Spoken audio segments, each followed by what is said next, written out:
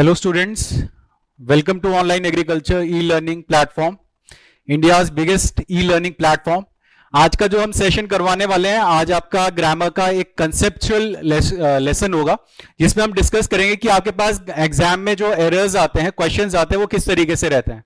इसके अलावा जो हम डिस्कस करने वाले हैं आपके कंसेप्ट से रिलेटेड रहेंगे कि आपके कंसेप्ट जो ग्रामर में सेंटेंस की फॉर्मेशन होती है वो किस तरीके से होगी। आज का जो सेशन होने वाला है ये आपका बेसिक से हम स्टार्ट करवाएंगे, तो बेसिक के काफी अच्छे अच्छे कंसेप्ट्स हम डिस्कस करेंगे और जो कोरिलेट करेगा आपका पैसेज और कॉम्प्रिहेंडिंग लेवल में। आप जब एग्जाम में प्रिपेयर करते हो तो आप सब स्टूडेंट ने देखा होगा कि आपके पास पैसेज में, कॉम्प्रिहेंशन में ज्यादा फोकस करा जाता है बैंकिंग एग्जाम में। तो आज जो हम मेन फोकस रहेगा ग्रामर का रहेगा और ग्रामर के साथ साथ हम कनेक्ट करेंगे कि आपके स्ट्रक्चर्स कैसे बनने वाले हैं। इस सेशन को स्टार्ट करने से पहले कुछ और पॉइंट्स मैं आपको बता देता हूं। जैसे कि ये जो सेशन हमारा बिगिन हो रहा है, इस सेशन में हमने जब आपके सामने आपके एग्जाम आएगा उस पर भी कोरिलेट होकर हम बता देते हैं कि आपके पास क्वेश्चन जो रहने वाले वो कितने रहेंगे। जब आप एग्जाम को अटेम्प्ट करेंगे you will be presented with total question जो होने वाले हैं एग्जाम में आपके पास होंगे 50 क्वेश्चंस, और इस 50 क्वेश्चंस के लिए जो आपको मार्क्स प्रोवाइड होने हैं, जो इसके लिए आपको मार्क्स प्रोवाइड होंगे दैट आर 25 मार्क्स। मतलब कि हर एक अटेम्प्ट पे आपको जो मार्क्स मिलने वाले हैं वो 0.50 मिलेंगे, 0.50 मार्क्स मिलेंगे। तो मतलब एक बात समझ ले कि इंग्लिश के बारे में अगर बात बोले ना तो काफी इंपॉर्टेंट हो जाती है, गेम चेंजिंग हो जाती है सारे स्टूडेंट्स के लिए। क्योंकि जब क्वेश्चंस है, क्वेश्चन आपका रीजनिंग और मैथमेटिक्स में क्या होगा, 50 के आपको 50 मार्क्स मिल जाएंगे, बट इसमें क्या हो रहा है, आपके मार्क्स डिडक्ट होके क्या हो जा रहे हैं, आपके इतने में बन जा रहे हैं 25 मार्क्स में। तो जो बैटल है हमारा, बैटल 25 मार्क्स का है, इस बात को समझ ले। और 25 मार्क्स को अटेम्प्ट करने के लिए हमें कितना स्कोर लाना है, कितनी चीजें हमें करनी है, वो भी हम सेशन में बीच में डिस्कस करेंगे। और जैसे कि लास्ट टाइम जो कट ऑफ गई उसके बारे में भी बता देता हूं। जो आपका 2021 में रही है वो इंग्लिश की जनरल की 4.75 रही है। मतलब कि अगर राउंड फिगर में बोले तो 5 के आसपास की आपकी इतनी जाती है। बट अगर हम बात बोले अपकमिंग टाइम की, तो अगर हम बोले कि 8 to 10 अगर आपके मार्क्स है तो आपका सिलेक्शन गारंटेड हो जाता है। अगर आपकी इंग्लिश में वीकनेस है, अगर आप इतना अटेम्प्ट कर लेते हो तो आपका रिटन क्वालिफाई हो जाता है। तो इसी अप्रोच के साथ हम सेशन को बिगिन करते हैं। क्वेश्चंस और पैटर्न आपके साथ डिस्कस करते रहेंगे सेशन में, ठीक है। तो आज जो स्टार्ट होने वाला है बेसिक्स कंसेप्ट पे बात करेंगे हम। बेसिक्स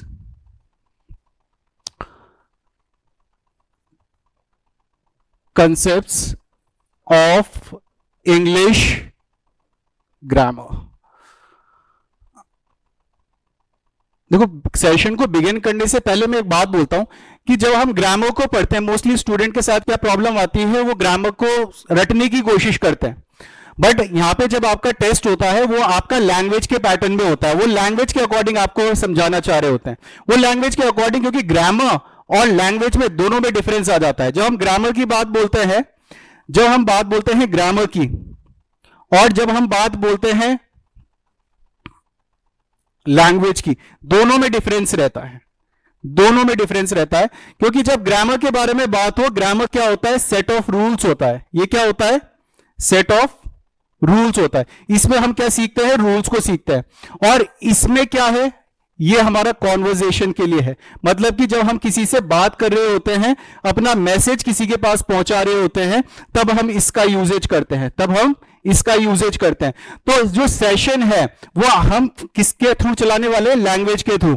कि आपकी जो इंग्लिश में फॉर्मेशन बन रही है, लैंग्वेज में आप किस तरीके से फॉर्म करते हैं और यूजेज आपके पास किस तरीके से आता है, ये सारी की सारी बातें हमारी रहने वाली है।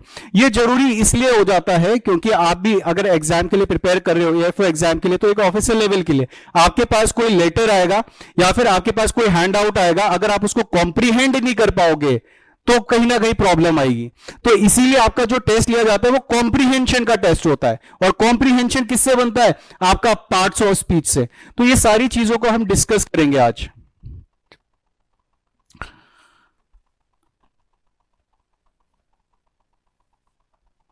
तो फर्स्ट जो आज हमारा डिस्कस होगा, इसमें आपको बताते हैं पहला बेसिक स्ट्रक्चर। आपका बेसिक स्ट्रक्चर किस तरीके से बनेगा। देखो, जब हम कोई भी बात बोलें, जब हमारी कोई भी बात होगी तो हम सेंटेंस में क्या यूज करते हैं, पहले सब्जेक्ट को यूज करते हैं, then we use verb, then we use object. मतलब हमारा स्ट्रक्चर किस तरीके से होता है, फर्स्ट वी हैव सब्जेक्ट, हमारे पास क्या होगा, एक सब्जेक्ट होगा, then we have verb, then we have an object. हमारी फॉर्मेशन जो चल रही होती है वो कुछ इस तरीके से, first we have subject, then we have verb, then we have an object. और हमेशा हमें एक बात याद रखनी होती है, ये जो स्ट्रक्चर हमारा बन रहा है, ये जो हमारा स्ट्रक्चर बन रहा है, इस स्ट्रक्चर में जब भी वर्ब यूज होगी वो किसके अकॉर्डिंग यूज होगी, हमारे सब्जेक्ट के अकॉर्डिंग यूज होगी, ना कि हमारे ऑब्जेक्ट के। ये ऑब्जेक्ट के अकॉर्डिंग कभी भी होगी तो वो गलती हो जाएगी। ये सारी की सारी हमें फॉर्मेशन हमें मालूम होनी चाहिए। अब फॉर एग्जाम्पल अगर मैं बात भी बोलूं कि अगर मैं अपने पढ़ाने से बात बोलता हूं, अगर मैं हिंदी में बात बोलूं कि मैं पढ़ाता हूं, या फिर मैं बोलता हूं कि मैं देहरादून में बीआर क्लासेस में पढ़ाता हूं, ठीक है, मैं देहरादून में बीआर क्लासेस में पढ़ाता हूं, तो अगर हम इसको लेके चले, मैं देहरादून बीआर क्लासेस में पढ़ाता हूं, आई देहरादून बीआर क्लासेस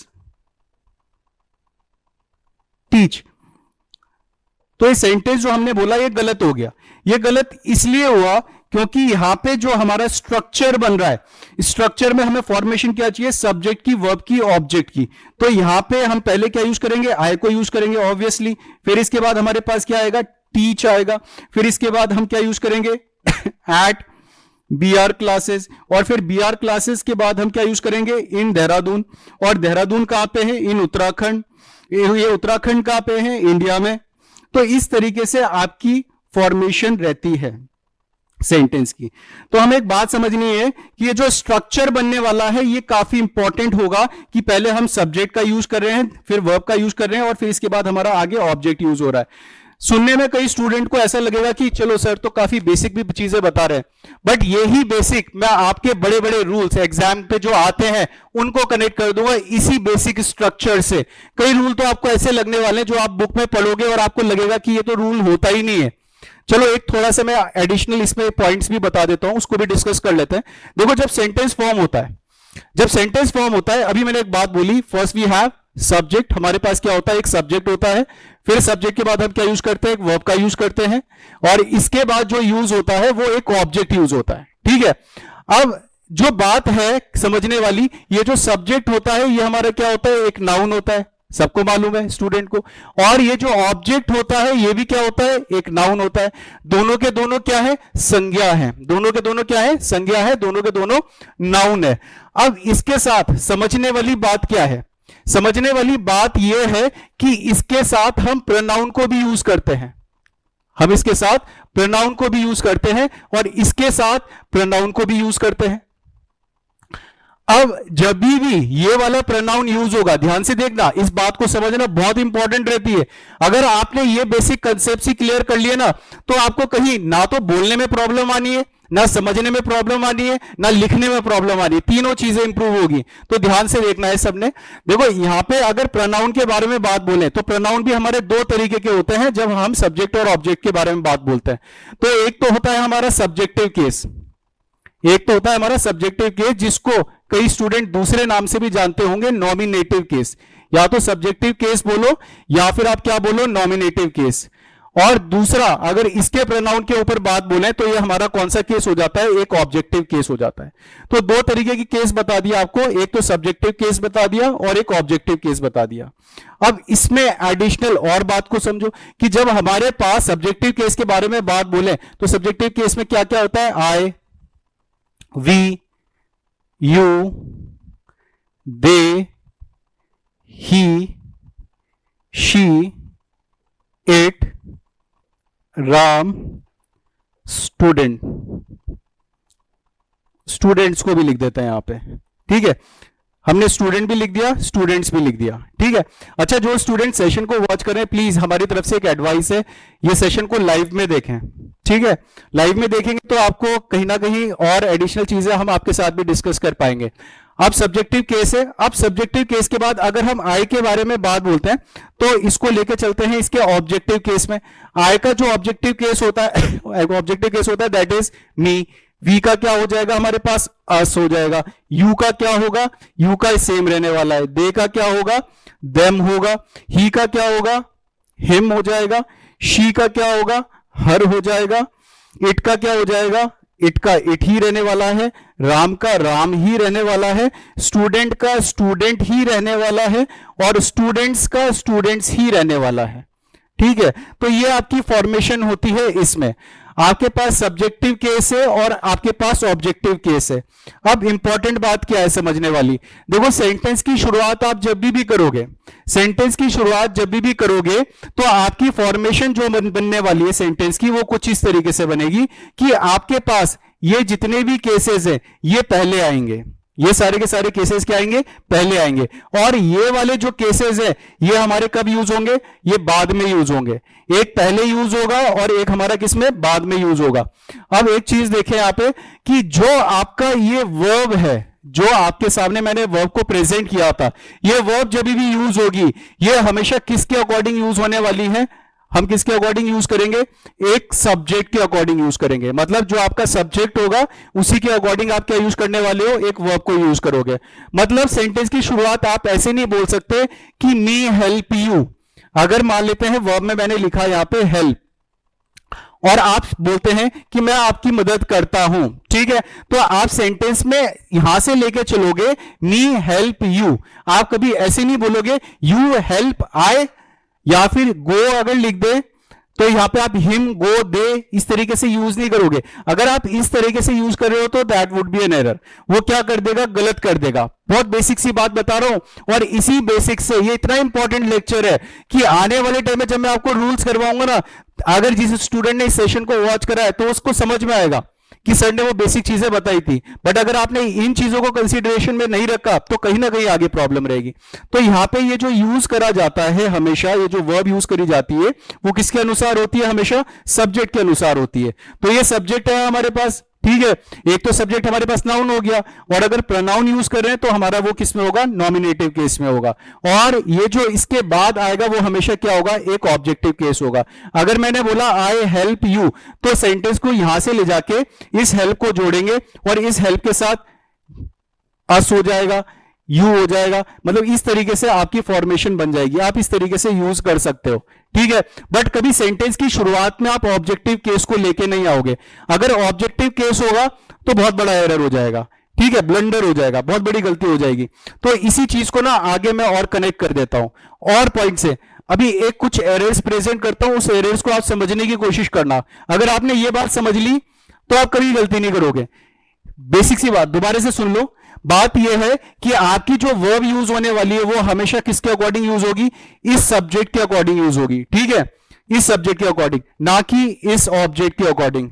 चलो स्टार्ट करते हैं। मैं कुछ आपके पास एरर डिटेक्शन से क्वेश्चन प्रेजेंट कर देता हूं। तो आपको क्या करना है, एरर को स्पॉट करना है, स्पॉट दी एरर। इसके क्वेश्चन आपके सामने करते हैं हम प्रेजेंट। पहला क्वेश्चन है, first question is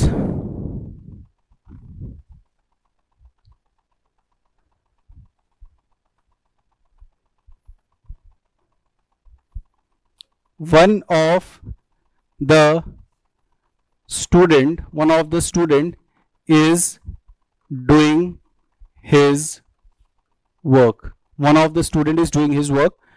same example को एज इट इज कॉपी कर लेते हैं, बट इसमें थोड़ा सा चेंजेस कर देते हैं। ये वन ऑफ द स्टूडेंट है, अब हम कर देते हैं many of the student is doing his work. So I have presented two example over here. आपके सामने मैंने दो एग्जाम्पल प्रेजेंट किए हैं। इन दो एग्जाम्पल को आपको करेक्ट करना है कि इसमें जो अभी तक आपको बात समझाई वो क्या थी। अब इसके साथ साथ इसको जब आप सॉल्व कर रहे हैं, इसको जब आप पढ़ रहे हैं, इसके साथ साथ मैं और एडिशनल बातें भी बता देता हूं। एडिशनल बात ये कि जब हमने आपके सामने एक बात प्रेजेंट करी कि पहले हम क्या यूज करते हैं, एक सब्जेक्ट को यूज करते हैं, फिर इसके बाद आपका एक वर्ब यूज होता है, और फिर इसके बाद हम एक ऑब्जेक्ट को यूज करते हैं, ठीक है। अब मैं अगर सेंटेंस बनाता हूं, अगर मैं एक सेंटेंस बनाता हूं कि I study English, I study English, मैं क्या करता हूं, इंग्लिश पढ़ता हूं, मैं क्या करता हूं, इंग्लिश पढ़ता हूं, ठीक है, आई स्टडी इंग्लिश। अब ऑब्जेक्ट को समझना, ये जो ऑब्जेक्ट है इसको समझना बहुत इंपॉर्टेंट है। अगर आप इस ऑब्जेक्ट को नहीं समझ रहे हो तो कहीं ना कहीं प्रॉब्लम आएगी। अब यहां पे जब हम बात बोले, ये इंग्लिश जो है ये एक ऑब्जेक्ट है, और किसका ऑब्जेक्ट है? एक वर्ब का ऑब्जेक्ट है। ये किसका ऑब्जेक्ट है? एक वर्ब का ऑब्जेक्ट है। अगर हम बात करते हैं कुछ इस तरीके से, अगर हमारा फॉर्मेशन बनता है कुछ इस तरीके से, I study in the class, I study in the class. अब इस वाले केस में बात समझें, बात यह है कि जब आपने बोला I study in the class, I study in the class, हमारे पास बीच में क्या आ गया? एक प्रीपोजिशन आ गया। क्या आ गया? प्रीपोजिशन आ गया। और इसके बाद ये जो द क्लास है ये क्या है? हमारे पास एक ऑब्जेक्ट है। क्या है? एक ऑब्जेक्ट है। तो इस बात को समझ ले कि ऑब्जेक्ट तो है, ऑब्जेक्ट तो ये भी है, ऑब्जेक्ट ये भी है और ऑब्जेक्ट ये भी है, बट दोनों ऑब्जेक्ट में डिफरेंस है, दोनों ऑब्जेक्ट में डिफरेंस है। ये एक वर्ब का ऑब्जेक्ट है, बात को समझना, सब्जेक्ट यूज करा, वर्ब यूज करा। ये वाला जो ऑब्जेक्ट है ये किसका है? एक वर्ब का ऑब्जेक्ट है। और ये वाला जो ऑब्जेक्ट है ये प्रीपोजिशन का ऑब्जेक्ट है, ये एक प्रीपोजिशन का ऑब्जेक्ट है। ठीक है, तो एक बेसिक सी बात ये निकल गई कि अगर प्रीपोजिशन यूज होता है, अगर एक प्रीपोजिशन यूज होता है तो इसके बाद जो यूज होगा वो क्या यूज होगा? एक ऑब्जेक्ट ही यूज होगा। प्रीपोजिशन के बाद हम क्या यूज करते हैं? एक ऑब्जेक्ट को यूज करते हैं। प्रीपोजिशन के बाद कभी आपको कोई सब्जेक्ट नहीं मिलेगा, प्रीपोजिशन के बाद आपको कोई सब्जेक्ट नहीं मिलेगा। सब्जेक्ट मिलेगा तो वो गलती हो जाएगी। ठीक है, प्रीपोजिशन के बाद सब्जेक्ट नहीं यूज होगा। हाँ, प्रीपोजिशन के बाद मैं आपको सब्जेक्ट, एक नाउन बनाना भी सिखाऊंगा, बट वो अपकमिंग क्लास में। बट जनरली अभी आप ये जो फॉर्मेशन बताई, ये प्रीपोजिशन के बाद जो यूज करा जाएगा वो एक ऑब्जेक्ट को। अब बात में एम्फेसाइज मैं इसलिए दे रहा हूं कि जब भी आप फॉर्मेशन कुछ इस तरीके से देखें, एक बात समझनी है आपको कि जो हमारा रूल चलता है ग्रामर में वो किसके अनुसार चलता है? एक सब्जेक्ट के अकॉर्डिंग चलता है, एक सब्जेक्ट के अकॉर्डिंग, ना कि एक ऑब्जेक्ट के अकॉर्डिंग। ऑब्जेक्ट के अनुसार अगर हम चलने लग गए तो हमारी, हमसे बड़ी गलती कोई और नहीं कर सकता। तो ऑब्जेक्ट के अकॉर्डिंग नहीं चलना है, हमें किसके अकॉर्डिंग चलना है? सब्जेक्ट के अकॉर्डिंग चलना है। ठीक है, अब आ जाते हैं वापिस इस अपने क्वेश्चन पे। अब ये क्वेश्चन आपको थोड़ा और अच्छे से समझ में आएगा, क्योंकि अभी जो हमने आपके सामने बात प्रेजेंट करी, बात में हमने क्या बात बोली कि जो प्रीपोजिशन होता है, ये देखो ये क्या है? हमारे पास प्रीपोजिशन है। और इस वाले एग्जाम्पल में भी ये वाला क्या है? प्रीपोजिशन है। मतलब दो हमारे पास क्या आ गए? प्रीपोजिशन आ गए। ये भी प्रीपोजिशन है और ये भी प्रीपोजिशन है। बात समझ में आई? अब इसके बाद ये जो यूज करा गया है, इसके बाद ये जो यूज करा गया है ये एक नाउन है। क्या है हमारे पास? एक नाउन है। ठीक है, नाउन है। ठीक है, अब इस नाउन की भी कहानी है, एक इस नाउन की भी कहानी है। उस कहानी पे पहुंचने से पहले एक और कहानी पे बात कर लेते हैं। कहानी यह है कि अगर ये दोनों प्रीपोजिशन है, अगर ये दोनों प्रीपोजिशन है और प्रीपोजिशन के बाद एक ऑब्जेक्ट आता है, अगर ये दोनों प्रीपोजिशन है और प्रीपोजिशन के बाद एक ऑब्जेक्ट आता है, तो इस ऑब्जेक्ट के अनुसार हम कभी रूल नहीं चलाएंगे। इस ऑब्जेक्ट के अकॉर्डिंग हम वर्ब को यूज नहीं करेंगे। जो हमारा वर्ब यूज होने वाला है वो किसके अकॉर्डिंग यूज होता है? We use according to subject, and we have subject over here, this one and this one. ये हमारा क्या इस समय? सब्जेक्ट है। तो सब्जेक्ट है तो सब्जेक्ट के अकॉर्डिंग यूज करेंगे। अब यहां पे वन है और यहां पे मैनी है, बात को समझना, यहां पे वन है और यहां पे मैनी है।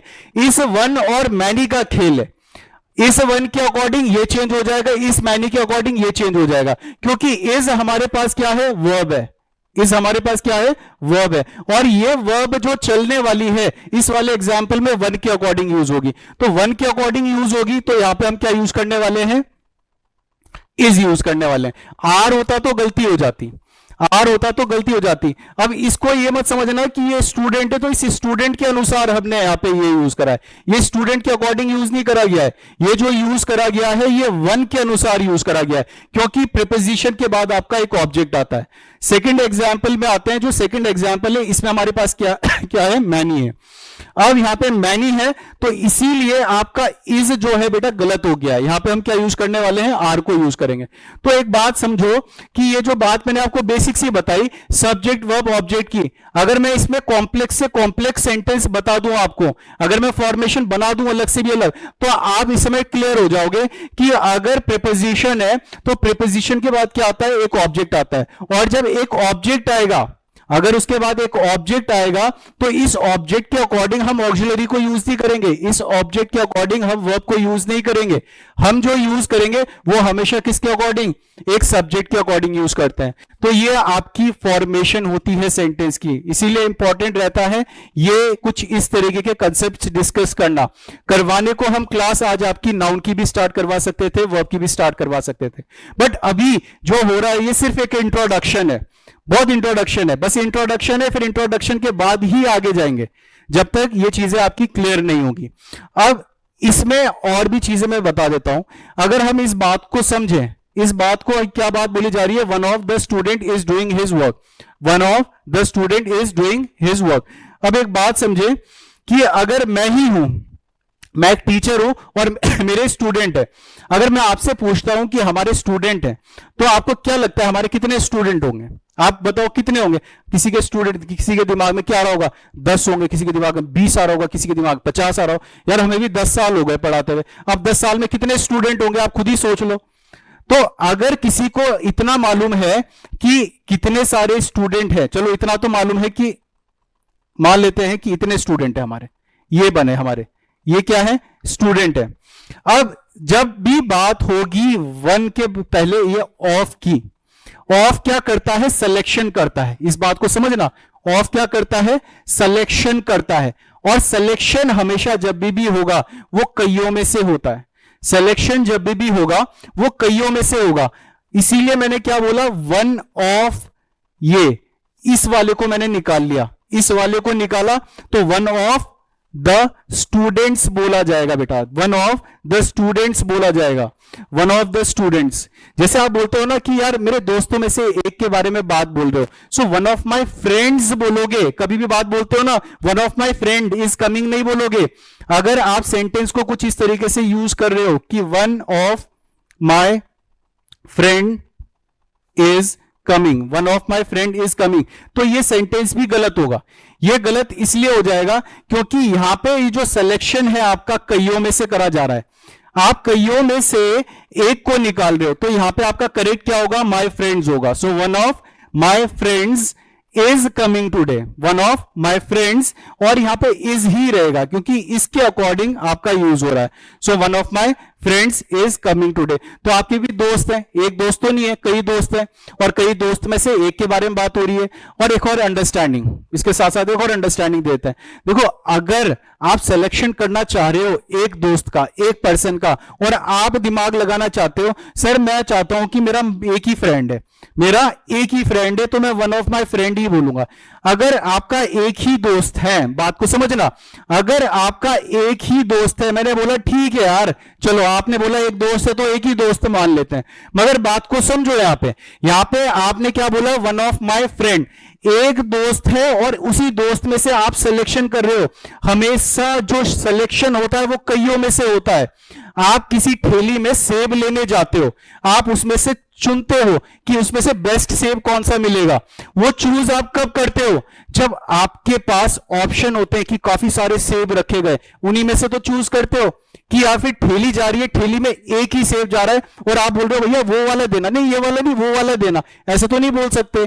ऐसे बोलोगे तो गलत हो जाएगा, वो ठेली वाला ही मजाक बनाएगा कि एक ही तो सेब है, और आप एक सेब में क्या बोल रहे हो कि वो वाला देना, तो वो वाला देना तो आपका गलत हो जाएगा। तो बात को समझो यहाँ पे कि जब एक है तब आप वन ऑफ माई फ्रेंड नहीं बोल सकते। सीधा का सीधा आपको करना क्या है, उस पर्सन का नाम लिख दो। मान लेते हैं कि आपके फ्रेंड का नाम क्या है, उदय है, आपके फ्रेंड का नाम क्या है, उदय है, या रमेश है, या गौरव है, सीधा नाम बोलो, सीधा नाम बोलना है। नाम बोलोगे तो उसी टाइम करेक्ट हो जाओगे। तो इंपॉर्टेंस समझो इन चीजों की, है तो बहुत बेसिक सा, बट इसमें समझने वाली बातें काफी हैं।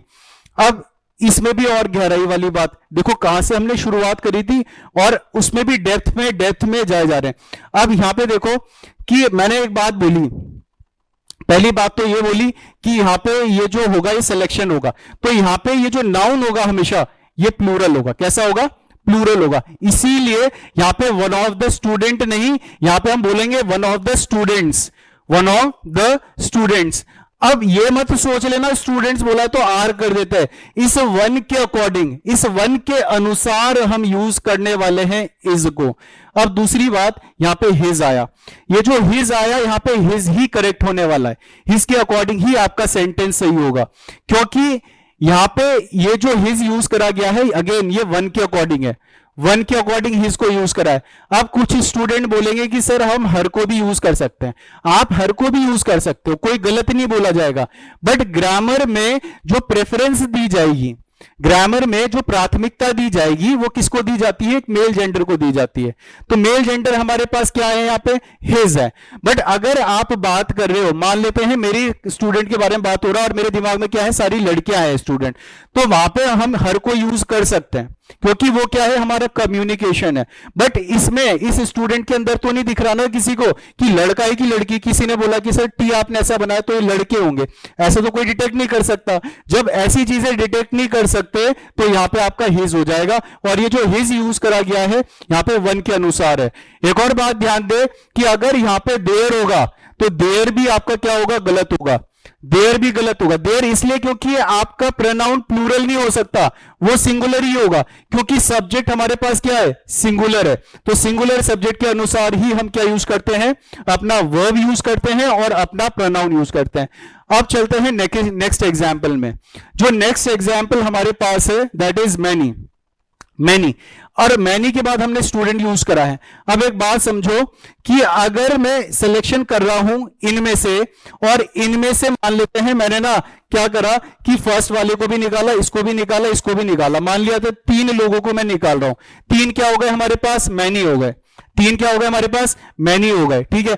बट सिलेक्शन जो हो रहा है अगेन वो हमारा कईयों में से ही हो रहा है, सिलेक्शन जो हो रहा है वो अगेन हमारा कईयों में से ही हो रहा है। तो कईयों में से हो रहा है सिलेक्शन, तो यहां पे हमने मैं नहीं बोला, कोई दिक्कत नहीं आई, ठीक है, बात समझ रहे थे हम। फिर प्रीपोजिशन आया, इसके बाद ऑब्जेक्ट आया। ये नाउन जो होगा ये प्लूरल होगा, यहां पे हम क्या यूज करेंगे, many of the students, many of the students. अब बात को समझो, नेक्स्ट पॉइंट पे आते हैं। यहां पे हमने बोला आर, ये बात हमने समझा दी क्योंकि हम किसके अकॉर्डिंग यूज कर रहे थे, इसके अकॉर्डिंग यूज कर रहे थे। अब खेल आता है आपका पॉजिटिव एडजेक्टिव का। पॉजिटिव एडजेक्टिव समझो या प्रोनाउन समझो, या प्रोनाउन के पार्ट में मैं आपको डिटेल में बताऊंगा। यहां पे आपका हिज यूज जो करा गया है ये हिज गलत हो गया। ये गलत इसलिए हो गया क्योंकि यहां पे हम जो यूज कर रहे हैं वो इस मैनी के अकॉर्डिंग यूज कर रहे हैं। ये हमारे पास सब्जेक्ट है, और जब ये सब्जेक्ट है तो प्रोनाउन भी इसी के अनुसार यूज होगा। जब प्रोनाउन इसके अनुसार यूज होगा तो काटो इस हिज को, और यहां पे हम क्या यूज करेंगे, देयर को यूज करेंगे। क्या यूज करेंगे, देयर को यूज करेंगे, तब हमारा सही होगा। So many of the students, many of the students are doing their work. तो देखो पहले वाले में तो हमने क्या बोला, देर गलत हो जाएगा, और दूसरे वाले में क्या बोल रहे हैं, देर आपका सही है। तो देखो समझने वाली बात है, अगर आप समझ के करोगे तो आपने कहीं एग्जाम में एरर नहीं करने वाले। बट अगर आप रटने में रह गए कि हमें रटना है कि ये होता है इसके बाद, नहीं तो देखो मैं आपको बताता हूं, आपको बुक में क्या मिलता है वो चीजें भी बताऊंगा, सारी चीजें बताऊंगा आपको। बुक में क्या लिखा रहता है, बुक में ये इस तरीके का रूल मिलने वाला है, ये रूल मिलेगा आपको कि वन ऑफ के बाद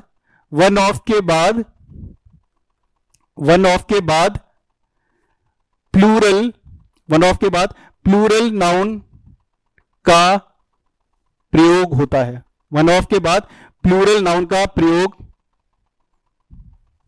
होता है। कुछ इस तरीके से रूल मिलने वाले हैं आपको, इस तरीके के रूल। अरे इस तरीके के रूल रटने से बेटर क्या है कि जो आपको कंसेप्ट सिखाए जा रहे हैं उन कंसेप्ट को समझो, ठीक है। क्योंकि अगर कंसेप्ट समझ में आ गए तो आप कहीं दिक्कत नहीं करने वाले हो। ऐसे होगा वन ऑफ, वन के बाद ऑफ, ऑफ के बाद नाउन बनाने को तो हम भी रूल बना लेते हैं, रूल बना दिया हमने, प्लूरल। फिर इसके बाद वर्ब जो होगा, वर्ब कैसा होगा, सिंगुलर होगा, वर्ब कैसा होगा, सिंगुलर होगा। और जो आपका पॉजेसिव एडजेक्टिव होगा वो भी कैसा होगा, सिंगुलर होगा। लो देखो हमने भी रूल बना दिया, ये रूल बन गया, ठीक है। अगर मैनी होगा, अगर मैनी को यूज करते हैं तो मैनी के बाद यदि ऑफ आ जाए तो नाउन कैसा होगा, ऑब्वियसली हम प्लूरल को यूज करेंगे, ठीक है। फिर इसके बाद जो आपका वर्ब आएगा वो कैसा होगा, प्लूरल होगा, ठीक है। फिर इसके बाद जो आपका पॉजेसिव एडजेक्टिव आएगा वो कैसा होगा, प्लूरल होगा। अब कितनी चीजें रटोगे? सबसे ज्यादा प्रॉब्लम जो स्टूडेंट के साथ आती है वो इसी बात में आती है कि वो रटने में लग जाते हैं कि सारी चीजों को रटना है। अरे रटना छोड़ो, ये जो पॉइंट्स मैंने आपको सिखाए इन पॉइंट्स पे आ जाओ, इन पॉइंट्स को समझो। जब आप इन पॉइंट्स के अकॉर्डिंग समझ के करोगे तो कभी एरर नहीं करोगे। कुछ क्वेश्चंस में अभी और 2-3 और प्रेजेंट करता हूं, उसको करते हैं, फिर आगे और कंसेप्चुअल में चीजें आपको अभी प्रेजेंट करता हूं। दूसरा है आपका स्पॉट दी एरर, जो इसी पे बेस्ड रहेंगे आपके पास बेसिक सही, ताकि आपका क्लियर हो जाए। One of my friend is completing, one of my friend is completing their project.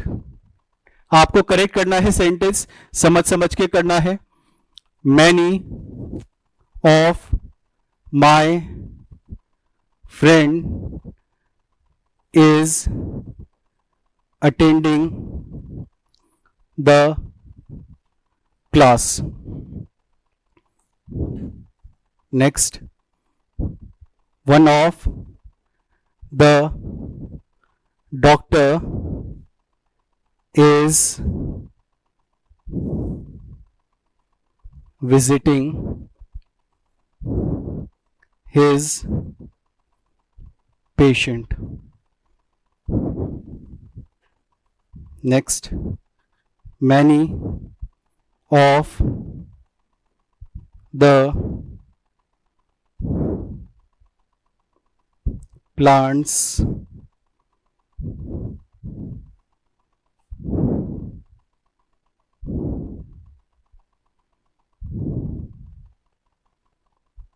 Are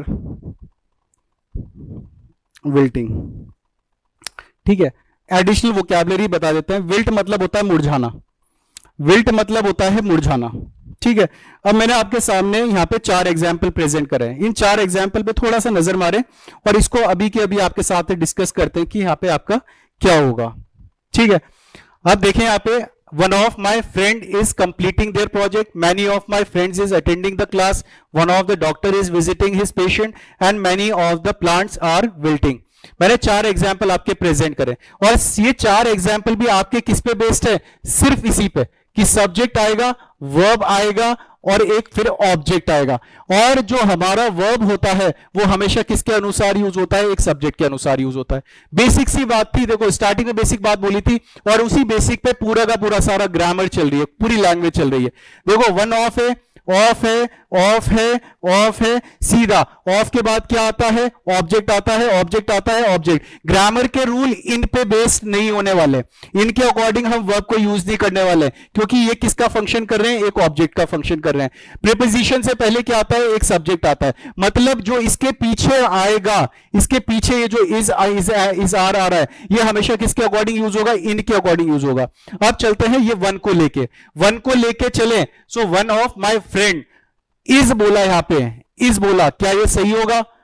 अगर आपका आंसर सही है, करेक्ट है, तो ये आपका आंसर भी करेक्ट ही बोलूंगा मैं, क्योंकि वन के अनुसार यहां पे इज ही सही होगा। अब यहां पे ये जो देयर है ये गलत हो चुका है, क्योंकि इसी वन के अनुसार हमने यहां पे यूज करना है, तो यहां पे हम क्या यूज करेंगे? हिज यूज करेंगे। So one of my friend is completing his project. Selection कईयों में से होता है, अभी बताया, तो सिलेक्शन कईयों में से होगा, तो यहां पे आप क्या यूज करोगे? फ्रेंड्स को यूज करोगे। So one of my friends is completing his project. Next example में चलते हैं। Many of my friends, selection कईयों में से होता है, सीधा पहले तो इसको फ्रेंड्स कर दो। अब सेकंड बात पे आता है। जो सेकंड बात बोलती है वो सेकंड बात क्या बोलती है? सेकंड बात ये बोलती है कि हमारे पास क्या है? मैनी है, सिलेक्शन कईयों में से होगा, इज क्या हो गया? गलत हो गया। यहां पे मैनी के अकॉर्डिंग हम आर को यूज करेंगे तो आर आ जाएगा। अब यहां पे पॉजेसिव एडजेक्टिव नहीं है, तो सेंटेंस हमारा करेक्ट हो गया। नेक्स्ट, वन ऑफ के बारे में बात हो रही है, डॉक्टर है, कई डॉक्टर में से एक डॉक्टर के बारे में बात हो रही है, तो यहां पे डॉक्टर्स हो जाएगा। अगर डेफिनेट हो, मान लो कि आपके डॉक्टर माथुर है, तो आपने क्या बोला? सीधा डॉक्टर माथुर के बारे में बात बोलोगे। बट अगर कई डॉक्टर है और कई डॉक्टर में से एक के बारे में बात बोल रहे हो, तो one of the doctors is. अब यहां पे इज जो है दैट इज करेक्ट, क्योंकि वन के अनुसार हम यहां पे इज को ही यूज करेंगे। अब हिज आया तो हिज भी हमारा क्या हो गया, सही हो गया, क्योंकि वन के अनुसार ही चलना है हमने, क्योंकि वो हमारे पास क्या है, सब्जेक्ट है। अब next point, many of the plants are wilting, many of the plants are wilting. अब ये पूरा का पूरा जो सेंटेंस है वो सही है, वो सही इसलिए है क्योंकि मैनी का यूज करा, ठीक है, सिलेक्शन हमारा प्लूरल है, और मैनी के अकॉर्डिंग हम क्या यूज करते हैं, आर को यूज करते हैं, मैनी के अकॉर्डिंग हम क्या यूज करते हैं, आर को यूज करते हैं, ठीक है। तो कई प्लांट क्या हो रहे हैं, विल्ट हो रहे हैं, विदर हो रहे हैं, मतलब क्या हो रहे हैं, खराब होते जा रहे हैं, क्या होते जा रहे हैं, खराब होते जा रहे हैं। तो इस तरीके से आपकी क्या होती है, फॉर्मेशन होती है सेंटेंस की। तो आज की क्लास में हमने क्या क्या डिस्कस करा, अभी देख लेते हैं प्रीवियस में, कि हमने पहले बात बताई आपको बेसिक स्ट्रक्चर की, ठीक है। बेसिक स्ट्रक्चर को लेके गए हम किस पे, इस पे, कि आपके पास एक सब्जेक्टिव केस होता है, एक नॉमिनेटिव केस होता है और एक ऑब्जेक्टिव केस होता है। हमारे ग्रामर के रूल किसके अकॉर्डिंग चलेंगे, एक सब्जेक्टिव केस के अकॉर्डिंग चलेंगे, तो इन पे ध्यान देना बहुत जरूरी हो जाता है। फिर हमने आपको बात बताई कि आपका ये वन ऑफ वाला केस वाला बता दिया। वन ऑफ वाले केस के बाद हमने बताया कि प्रीपोजिशन के बाद क्या आता है, एक ऑब्जेक्ट आता है, और एक ऑब्जेक्ट आएगा तो एक ऑब्जेक्ट के अनुसार हम कभी भी रूल नहीं बनाते, तो वो गलत हो जाएगा। हम किसके अनुसार बनाते हैं, एक सब्जेक्ट के अनुसार। तो सब्जेक्ट हमारे पास क्या है, वन और मैनी, तो इसके अकॉर्डिंग आपका क्या चलने वाला है, रूल चलने वाला है। तो इस बात पे भी हमने डिस्कस कर लिया। इसके बाद हमने बताया आपको कि यही आपकी फॉर्मेशन रहती है। फिर इसके बाद आपके कुछ एरर्स करवाए। तो ये सारी चीजें जो आपके सामने अभी प्रेजेंट करी है बेटा, ये सारी की सारी आपकी क्या है, इंपॉर्टेंट है, क्या है, इंपॉर्टेंट है। अब आते हैं अपनी काम की बात पे। काम की बात ये है, फिर से दोबारा से सब्जेक्ट वर्ब ऑब्जेक्ट पे आ जाते हैं, दोबारा से बेसिक स्ट्रक्चर पे आते हैं। बेसिक स्ट्रक्चर पे मैंने आपको क्या बात बताई थी कि बेसिक स्ट्रक्चर में क्या होता है, हमारे पास फर्स्ट वी हैव सब्जेक्ट, हमारे पास क्या होता है, एक सब्जेक्ट होता है, सब्जेक्ट के बाद हम क्या यूज करते हैं, एक वर्ब को यूज करते हैं, और फिर क्या यूज होता है, एक ऑब्जेक्ट यूज होता है। यही बात बताई थी ना, एक सब्जेक्ट होता है, एक वर्ब होता है, एक ऑब्जेक्ट होता है। यही हमारा क्या होता है, एक बेसिक स्ट्रक्चर होता है, ठीक है। और बेसिक स्ट्रक्चर में मैंने आपको क्या बताया, नाउन बताया, क्या बताया, नाउन बताया। और इसके बाद क्या बताया, ये भी मैंने आपको क्या बोला, नाउन होता है, प्रोनाउन भी होता है, ठीक है। और फिर इसके बाद आपको क्या बताया, एक वर्ब भी होता है। अब एक बात है कि आपकी लाइफ में, जैसे आपकी लाइफ में इंपॉर्टेंट कौन है, तो आपकी लाइफ पे कौन, सब बोलेंगे कि कौन है, मदर या फादर बोलेंगे, ठीक है, मम्मी पापा बोलेंगे। सो मदर फादर इंपॉर्टेंट है, फिर उसके बाद आप हो। वैसी ग्रामर में अगर लैंग्वेज के बारे में बात बोले, सबसे इंपॉर्टेंट जो है वो आपका एक नाउन और वर्ब है, क्योंकि इन्हीं से आपके रूल बनते हैं और इन्हीं से आपकी अदर पार्ट्स ऑफ स्पीच निकलते हैं, पार्ट्स ऑफ स्पीच के रूल बनते हैं। जैसे अगर बात बोली जाए, एक एडवर्ब, एडवर्ब की बात बोलो, या फिर आप एक प्रोनाउन बोलो, या फिर आप एडजेक्टिव बोलो, या फिर आप आर्टिकल बोलो, या फिर आप प्रीपोजिशन बोलो, या फिर आप कंजंक्शन बोलो, या फिर आप इंटरजेक्शन बोलो। ये जितनी भी चीजें मैंने आपके सामने लिखवाई हैं, ये जितनी भी चीजें मैंने आपके सामने लिखवाई हैं, ये तभी है एग्जिस्टेंस में जब आपके पास वर्ब और नाउन है, वर्ब और नाउन। और देखो कितनी बेसिक सी बात बोलूंगा, कईयों को लगेगी बहुत हल्की बात है, बट बहुत भारी बात है। भारी बात ये है कि ये जो एडजेक्टिव है, एडजेक्टिव अस्तित्व में, ये एडजेक्टिव अस्तित्व में तब है जब हमारे पास एक नाउन है। अगर हमारे पास नाउन नहीं है, इसको खत्म करेंगे ना, इसको खत्म करोगे तो ये अपने आप में खत्म हो जाएगा, ये खत्म होगा तो उसके बाद आपका ये भी खत्म होगा, क्योंकि इसी का बच्चा ये है आर्टिकल, एडजेक्टिव ही आर्टिकल है। इसी से मैंने कई स्टूडेंट को करवाया है। इसी तरीके से अगर मैं यहां पे बोलता हूं कि स्मार्ट, स्मार्ट बॉयज, और यहां पे मैंने लिखा स्मार्ट बॉय, और सेंटेंस में थोड़ा सा आगे मैं और ऐड कर देता हूं, he is a smart boy और he is a smart boy. तो देखो यहां पे अगर आप बोलते हो, अगर आप बोलते हो कि सर ये गलत है, ये गलत है, मैं बोलूंगा गलत है, आप बोलोगे ये गलत है, मैं बोलूंगा ये भी गलत है। ये गलत इसलिए है क्योंकि हमारे पास जो नाउन है वो ये है, हमारे पास क्या है, नाउन ये है। बॉयज हमारे पास नाउन है, ये नाउन पहचान करेगा, ये नाउन बात बताएगा कि हमें एरर कर करेक्ट किस तरीके से करना है। अगर यहां पे ये स्मार्ट यूज करा गया है, ये हमारे पास क्या है, एक एडजेक्टिव है, इसका कोई खेल नहीं है, इसका कोई खेल नहीं है, खेल है इसका। अगर यहां पे ये आ गया तो ये बोलता है, प्लूरल नाउन क्या बोलता है कि मेरे आगे भैया आर्टिकल को यूज नहीं करना, मैं मेरे आगे आर्टिकल यूज करेगा तो मैं पूरा सेंटेंस गलत कर दूंगा। तो इस नाउन ने तो ये बात बोली, बट इसी का एक सिंगुलर नाउन होता है। सिंगुलर नाउन क्या बोलता है कि भाई मेरे आगे तो तुझे आर्टिकल यूज करना है, भाई मैं बिना आर्टिकल के नहीं मानने वाला। तो यहां पे तो आर्टिकल सही हो गया, बट इस वाले में आर्टिकल गलत हो गया। अगर हम इसको करेक्ट करें तो ये क्या बनेगा आपका, दे आर स्मार्ट बॉयज और he is a smart boy. ये सेंटेंस हमारा क्या हो जाएगा, सही हो जाएगा, क्योंकि ये जो नाउन है ये हमें बता रहा है। तो नाउन और वर्ब का महत्व बहुत होता है, क्योंकि अगर आप बोलोगे ना, अगर किसी ने कहीं से ये बुक में देख लिया और सीख लिया और रट लिया कि ये एडजेक्टिव है, तो एडजेक्टिव के आगे आर्टिकल का प्रयोग होता है, ये आर्टिकल का प्रयोग नहीं होता। ये चीजें मत रटना। आपको जो बात बताई, पहचान जो होगी आपकी एक नाउन से होगी। नाउन रूल बनाएगा, वर्ब रूल बनाएगा, बट एडजेक्टिव नहीं बनाएगा, आपका एडवर्ब नहीं बनाएगा। ठीक है, तो ये बात आपको समझनी है। अब चलते हैं नेक्स्ट पॉइंट पे जो आपका काफी इंपॉर्टेंट रहेगा। ठीक है, आई होप ये जो चीजें मैं करवा रहा हूं सारे स्टूडेंट को बहुत अच्छे से समझ में आ रही है। आगे कराएंगे, सेशन को बनाएंगे और इंटरेक्टिव बनाएंगे, और इस लेवल पे कराया जाएगा कि आने वाले टाइम में आप अपने किसी भी बुक को रेफर करो, किसी भी बुक को देखो और उसमें सॉल्व करने की कोशिश करो, तो कहीं ना फंसो। अब नाउन के बारे में बात चल रही थी, ठीक है, थोड़ा नाउन के बारे में बात बोल देते हैं। अब ये जो नाउन के बारे में हम बात करेंगे, ये कहानी अलग है, ये भी बता देते हैं, कहानी अलग है। नाउन एक अलग तरीके से भी कराया जाएगा, ये सिर्फ इंट्रोडक्शन है, ये सिर्फ इंट्रोडक्शन है। नाउन को मैं बहुत अलग तरीके से करवाऊंगा। ठीक है, नाउन में अभी जो स्ट्रक्चर के बारे में बात चल रही है, तो हम क्या बोलते हैं कि it can be a subject of a sentence. ये क्या हो सकता है, एक सेंटेंस का सब्जेक्ट हो सकता है, एक सेंटेंस का सब्जेक्ट हो सकता है। अब जैसे Ram plays football, Ram plays football, या रवीना स्टडीज इंग्लिश। ठीक है, तो यहां पे बात देखो, यहां पे हमने क्या यूज करा है, राम को यूज करा। राम हमारे पास क्या है, सब्जेक्ट है, और रवीना क्या है, हमारे पास सब्जेक्ट है। तो ये जो हमें बता रहा है इस समय, ये जो फॉर्मेशन बता रही है, ये क्या बता रही है, नाउन के फंक्शंस पे बात हो रही है। किस पे बात हो रही है, फंक्शंस पे बात कर रहे हैं हम। किस पे, फंक्शंस पे।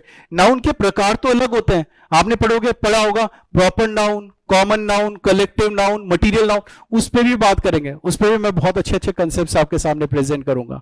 बट अभी जो हमारी बात चल रही है वो किसके बारे में बात चल रही है, फंक्शन के बारे में। और फंक्शन नाउन का क्या होता है, एक सब्जेक्ट का फंक्शन होता है। क्या होता है, एक सब्जेक्ट का फंक्शन होता है। इस बात को समझ लो, मतलब सेंटेंस की शुरुआत में हम नाउन का प्रयोग करते हैं। अब दूसरी बात ये बोलती है, सेकंड बात ये है कि it can be an object of a sentence. दूसरी बात ने ये बात बोल दी कि ये क्या हो सकता है, एक ऑब्जेक्ट भी हो सकता है। अब फॉर एग्जाम्पल,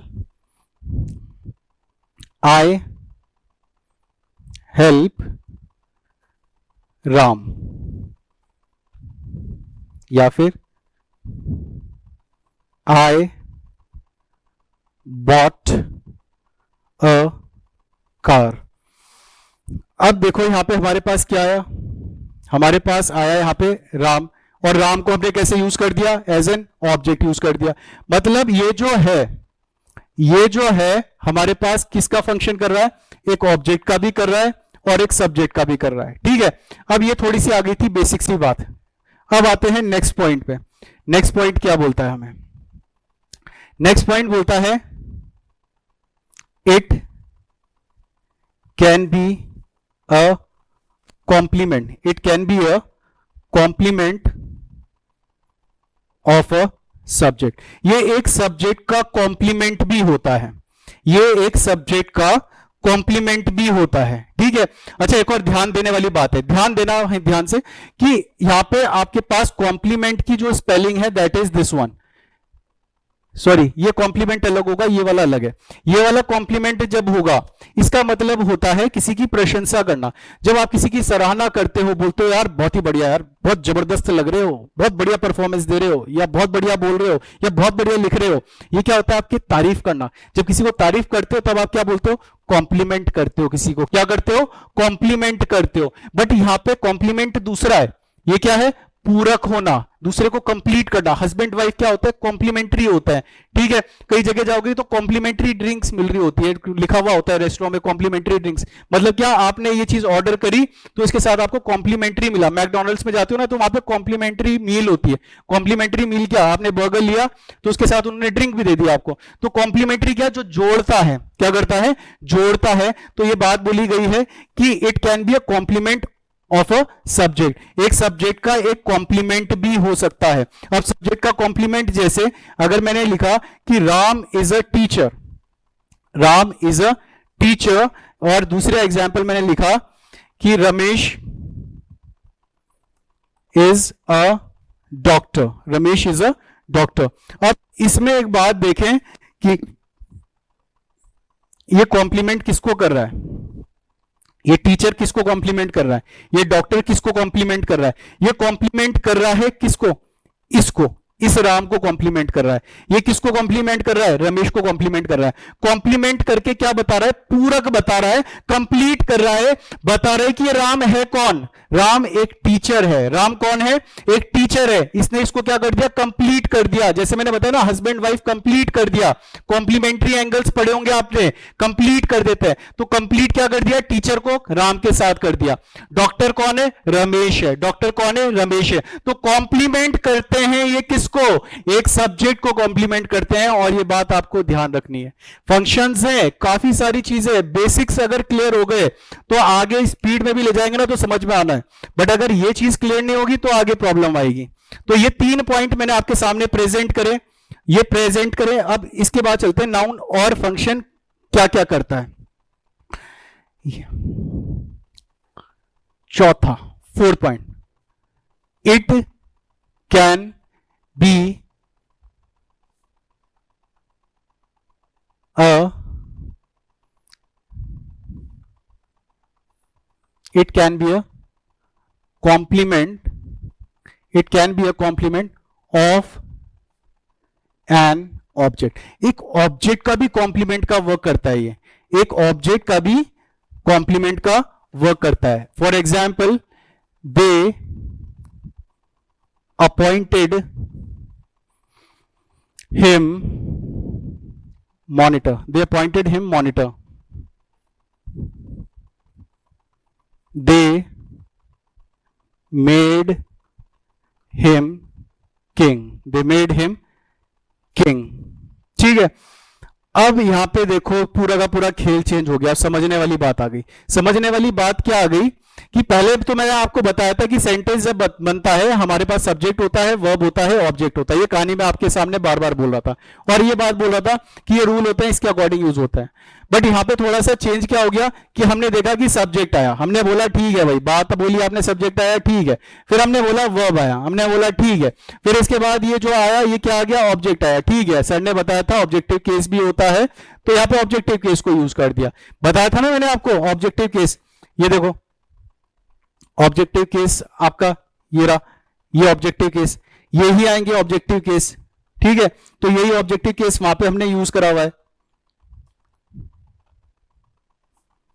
अब उस ऑब्जेक्टिव केस में, इस ऑब्जेक्टिव केस में हमारे पास एक और ऑब्जेक्ट आ गया, ये भी ऑब्जेक्ट है, ये भी ऑब्जेक्ट है, मतलब 2 ऑब्जेक्ट आ गए। क्या आ गए, 2 ऑब्जेक्ट आ गए हमारे पास। क्या आ गए, 2 ऑब्जेक्टिव ऑब्जेक्ट आ गए।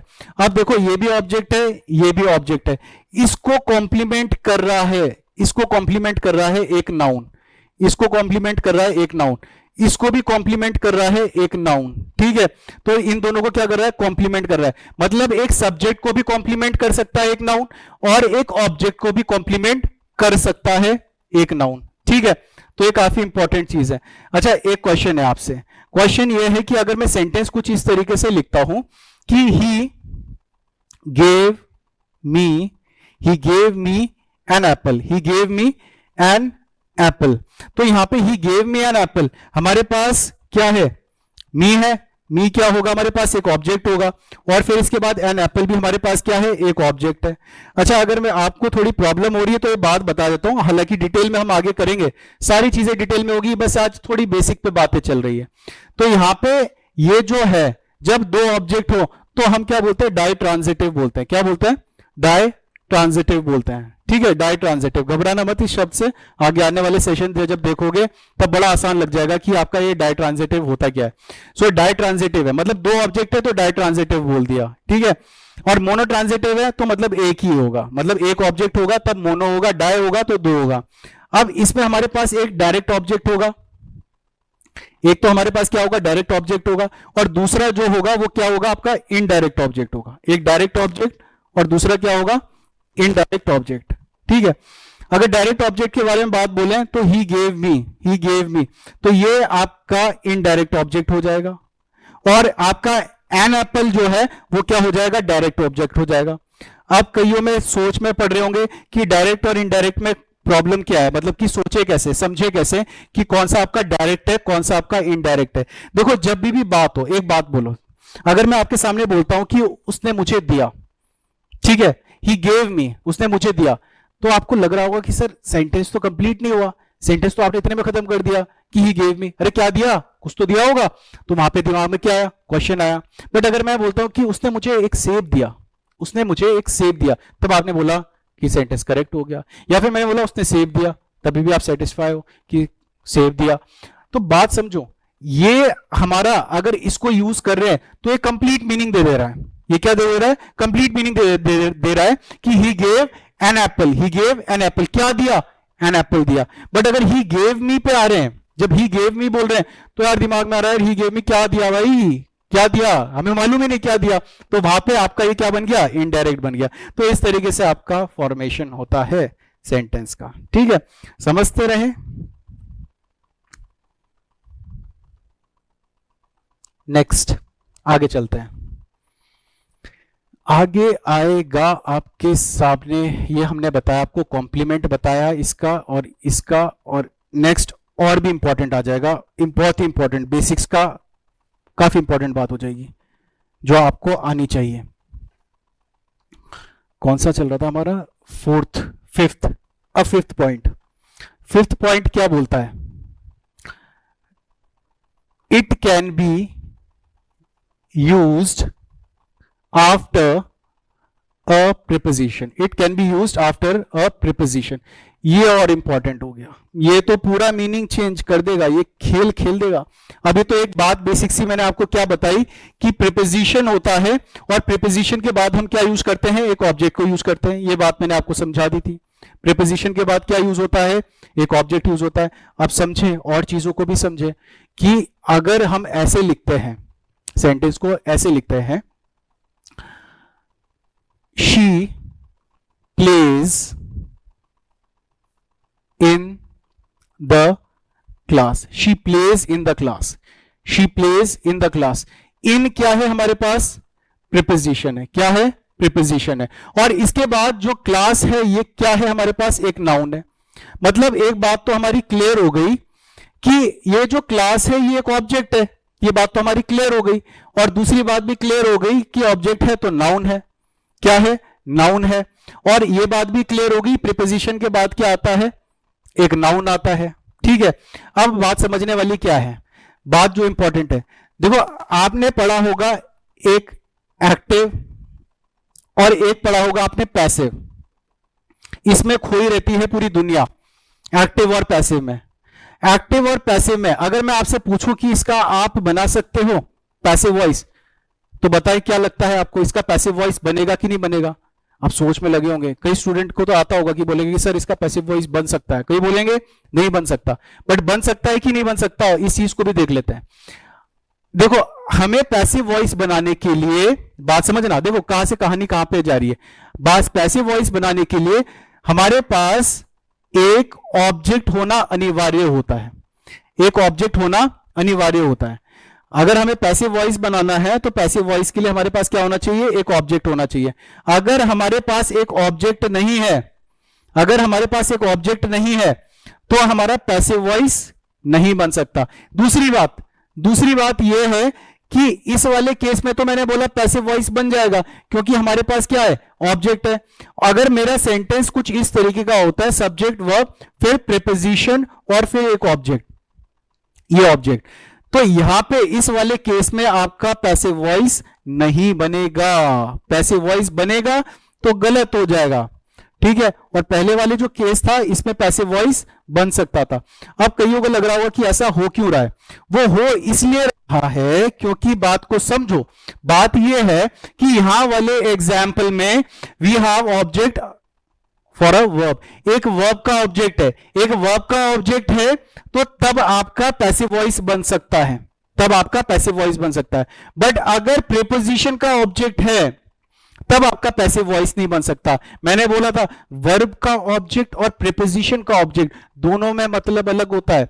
एक वर्ब का ऑब्जेक्ट अलग होगा, एक प्रीपोजिशन का ऑब्जेक्ट अलग होगा।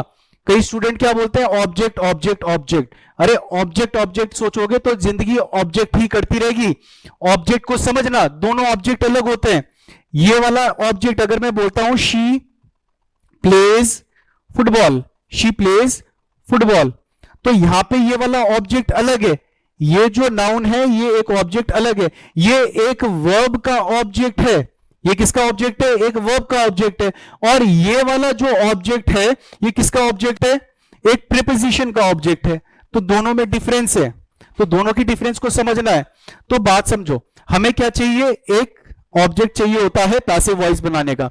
अब एक और बात को समझो, ध्यान से समझना इस बात को कि आपकी होती है एक ट्रांजिटिव वर्ब और इनट्रांजिटिव वर्ब। एक होती है आपकी, दो तरीके की वर्ब होती है, थोड़ा सा इस कॉर्नर में लिख देते हैं। वर्ब होती है आपकी दो तरीके की, एक तो होती है ट्रांजिटिव और एक होती है इनट्रांजिटिव। डिफरेंस क्या होता है, डिफरेंस ये होता है, बस इतनी सरल भाषा में समझे कि ट्रांजिटिव वर्ब में हमारे पास ऑब्जेक्ट होता है, इसके साथ ऑब्जेक्ट का यूजेज होता है, प्रभाव जाता है, और इस वाले में ऑब्जेक्ट नहीं होता, और जिसमें ऑब्जेक्ट नहीं होता उसका पैसिव वॉइस कभी बनता नहीं। तो सिंपल सी, अगर आपके पास इनट्रांजिटिव वर्ब है तो उसका पैसिव वॉइस बन नहीं सकता। तो अब इस बात के साथ साथ इस बात में भी ऐड हो जाओ कि इस बात में क्या बोली गई है कि अगर आपके पास ऑब्जेक्ट नहीं है तो आपका पैसिव वॉइस नहीं बनेगा। इस सेंटेंस का पैसिव वॉइस नहीं बन सकता, इस सेंटेंस का पैसिव वॉइस नहीं बनेगा क्योंकि इसके पास ऑब्जेक्ट है ही नहीं है।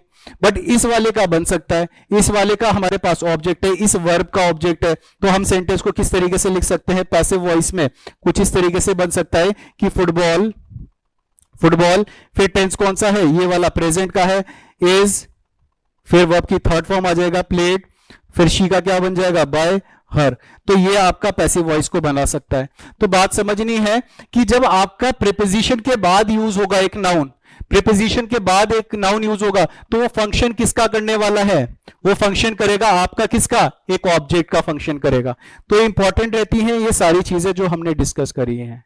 तो आई होप ये जो चीजें मैंने आपके सामने प्रेजेंट करी समझ में आई है। जो चीजें लिखने वाली थी तो प्लीज इनको लिखे जरूर, समझे जरूर। कल की क्लास में मैं आपको वर्ब का थोड़ा एक इंट्रोडक्शन दूंगा और वर्ब के इंट्रोडक्शन से सीधे आ जाएंगे पार्ट्स ऑफ स्पीच में, ग्रामर में।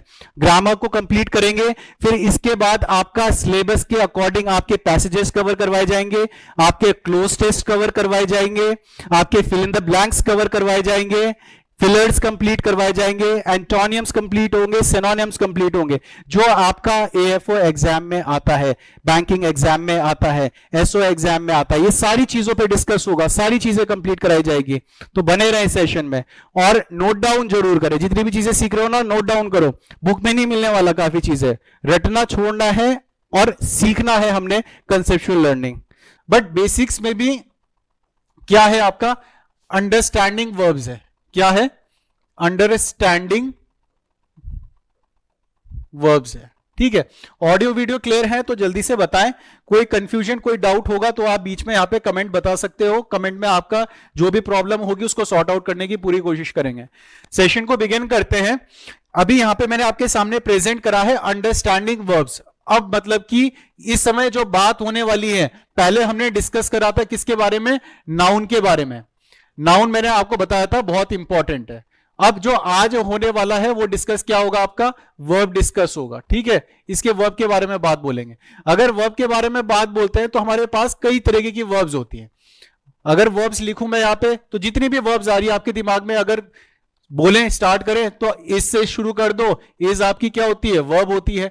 एम क्या होता है, वर्ब होता है। आर क्या होता है, वर्ब होता है। वॉज क्या होता है, ये भी वर्ब होता है। वर क्या होगा, ये भी वर्ब होगा। हैज क्या होगा, ये भी वर्ब होगा।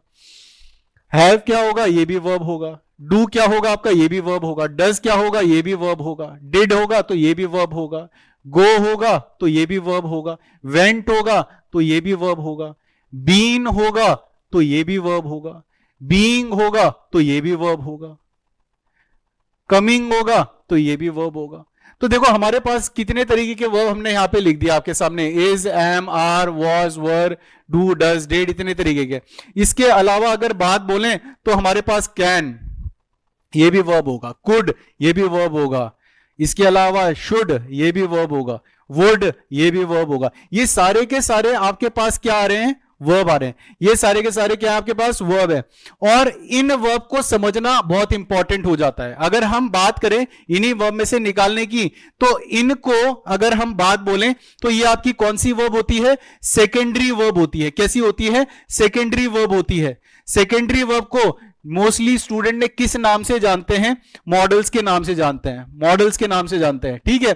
और अगर इसके बारे में बात बोलें तो इसका भी यूजेज है। इसके बारे में बात बोलें तो ये भी एक अलग वर्ब है। अगर इसके बारे में बात बोलें तो ये भी एक अलग वर्ब है। तो आज का सेशन काफी इंपॉर्टेंट होने वाला है। आज के सेशन में काफी इंपॉर्टेंट चीजें डिस्कस करेंगे कि आपको अंडरस्टैंड करना कितना जरूरी होता है वर्ब्स को, क्योंकि जब हम स्टार्ट करवाएंगे वर्ब का एक मॉडल चैप्टर, तो वो सारी की सारी अंडरस्टैंडिंग यहां पे कनेक्ट हो जाएंगी कि आपके पास फॉर्मेशंस वर्ब की कैसे बन रही है। इसके साथ साथ आपके पास फॉर्म ऑफ वर्ब्स की भी नॉलेज होनी चाहिए, उस पर भी आगे हम बात करेंगे। तो सेशन को बिगिन करते हैं। ये हो गया हमारा थोड़ा अंडरस्टैंडिंग से रिलेटेड। अब अंडरस्टैंडिंग में अगर हम बात बोलते हैं, अभी मैंने आपके सामने बात बोली, चलो इसको भी वर्ब के समझाने से पहले आपके सामने मैं कुछ और बातें भी प्रेजेंट कर देता हूं। अगर हम बात बोल रहे हैं बी की, अगर हमने बात बोली किसकी, बी की बात बोली है, बात समझना। अभी हमने क्या बोला, बी की बात बोली। देखो सबसे ज्यादा स्टूडेंट्स को जो प्रॉब्लम आती है ना, वो इसमें आती है कि यहां पे सर इज एम आर है। क्या है, इज एम आर। अब स्टूडेंट्स ने रटा हुआ होता है कि इज एम आर आएगा तो वर्ब की आईएनजी को यूज करो या फिर इस फॉर्मेशन को यूज करो। बट समझना है कि अगर जब हम इज एम आर को बोल रहे हैं तो ये फॉर्म किसकी है, ये बी की फॉर्म है। अगर इसके बारे में बोले तो इसका वॉज वर्ब बी होता है, वॉज वर्ब बी होगा। थर्ड में जाएं तो आपके पास बीन हो जाएगा। कॉन्टिन्यूअस में जाएं तो आपका बीइंग हो जाएगा। ये सारे के सारे आपके क्या है, बी के फॉर्म्स हैं। ये सारे के सारे क्या है, आपके बी के फॉर्म्स हैं। और एक और बात, ये आपकी कैसे डुअल नेचर वाली हैं। कैसी नेचर वाली हैं, डुअल नेचर है इसका, डुअल नेचर है। मतलब एक नेचर तो अलग होगा और दूसरा नेचर इसका अलग होने वाला है। मतलब दो तरीके से इसका फेस होगा और दो तरीके से इसकी फॉर्मेशन बनेगी, ठीक है। इन सारी चीजों पे हम बात बोलेंगे। और अगर बात बोली जाए हैव के बारे में, ये सब भी सुना होगा सब स्टूडेंट ने। अगर हैव का बात बोले तो ये भी आपका डुअल नेचर वाली है, इसकी भी डुअल नेचर है। तो इसके भी डुअल नेचर के बारे में हमने बात करनी है कि आपका डुअल नेचर जो बन रहा है इसका वो किस तरीके से होगा। दोनों चीजें इंपॉर्टेंट हो जाती हैं। अगर मैं एक एग्जाम्पल आपके सामने प्रेजेंट करता हूं, एग्जाम्पल अगर आपके सामने छोटा सा एग्जाम्पल लिखता हूं, लंबा एग्जाम्पल नहीं लिखता, कि राम जो है, Ram is a student, Ram is a student, बहुत छोटा सा एग्जाम्पल लिखा है। और दूसरा एग्जाम्पल मैंने यहां पे आपके सामने प्रेजेंट किया है, Ram is studying, Ram is studying. तो अभी ये जो मैंने बात आपके सामने प्रेजेंट करी, डुअल नेचर की मतलब दोहरा नेचर होना, डुअल नेचर मतलब दोहरा नेचर होना। तो दोहरा नेचर कैसे बन रहा है इसका, दोहरा नेचर कैसे बन रहा है। अब दोहरा नेचर को समझते हैं। देखो पहले वाला ये आया हमारे पास इज, और दूसरे वाले में भी आया हमारे पास इज, ठीक है। मैंने एक बात बोली थी, जब भी आपका सेंटेंस फॉर्म होता है, first we have subject, then we have verb, then we have object. पहले वाला सेशन जरूर देखें तो आपको ये बात क्लियर हो जाएगी। अब एक बात समझें कि ये जो हेल्पिंग वर्ब होती है, ये जो हेल्पिंग वर्ब होती है इसका काम क्या होता है, मदद करना, जिसको हम सहायक क्रियाएं बोलते हैं। क्या बोलते हैं, सहायक क्रियाएं बोलते हैं।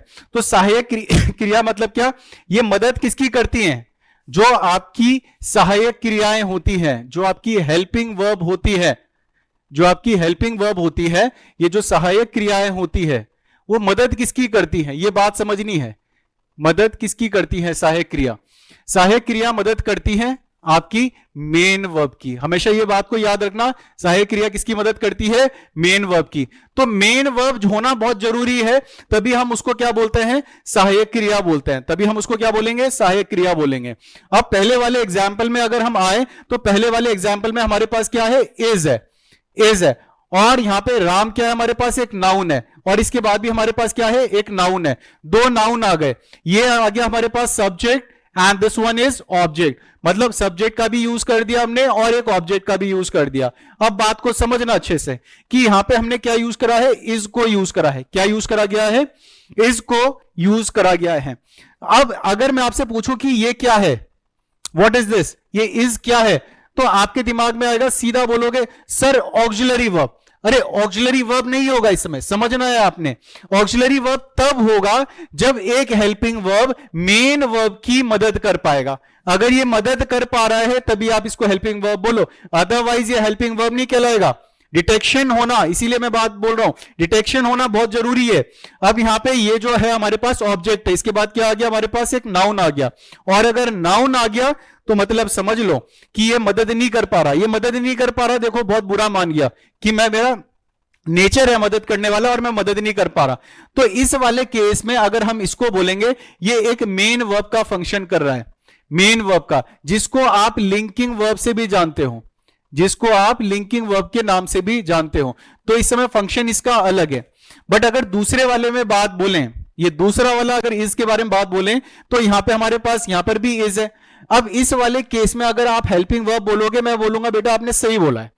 वो इसलिए सही हो गया है क्योंकि इस वाले केस में हमें मेन वर्ब की आईएनजी फॉर्म मिल गई, और ये वाला जो इज है ये खुश हो गया क्योंकि इसने बोला कि यार मेरा काम क्या है, मदद करना, और मैंने मदद कर दी। तो मुझे क्या मिल गया, सेटिस्फैक्शन मिल गया कि मैंने मदद करी, और मदद करके वहां पे क्या मिल गया मेरे को, एक मेन वर्ब मिल गया।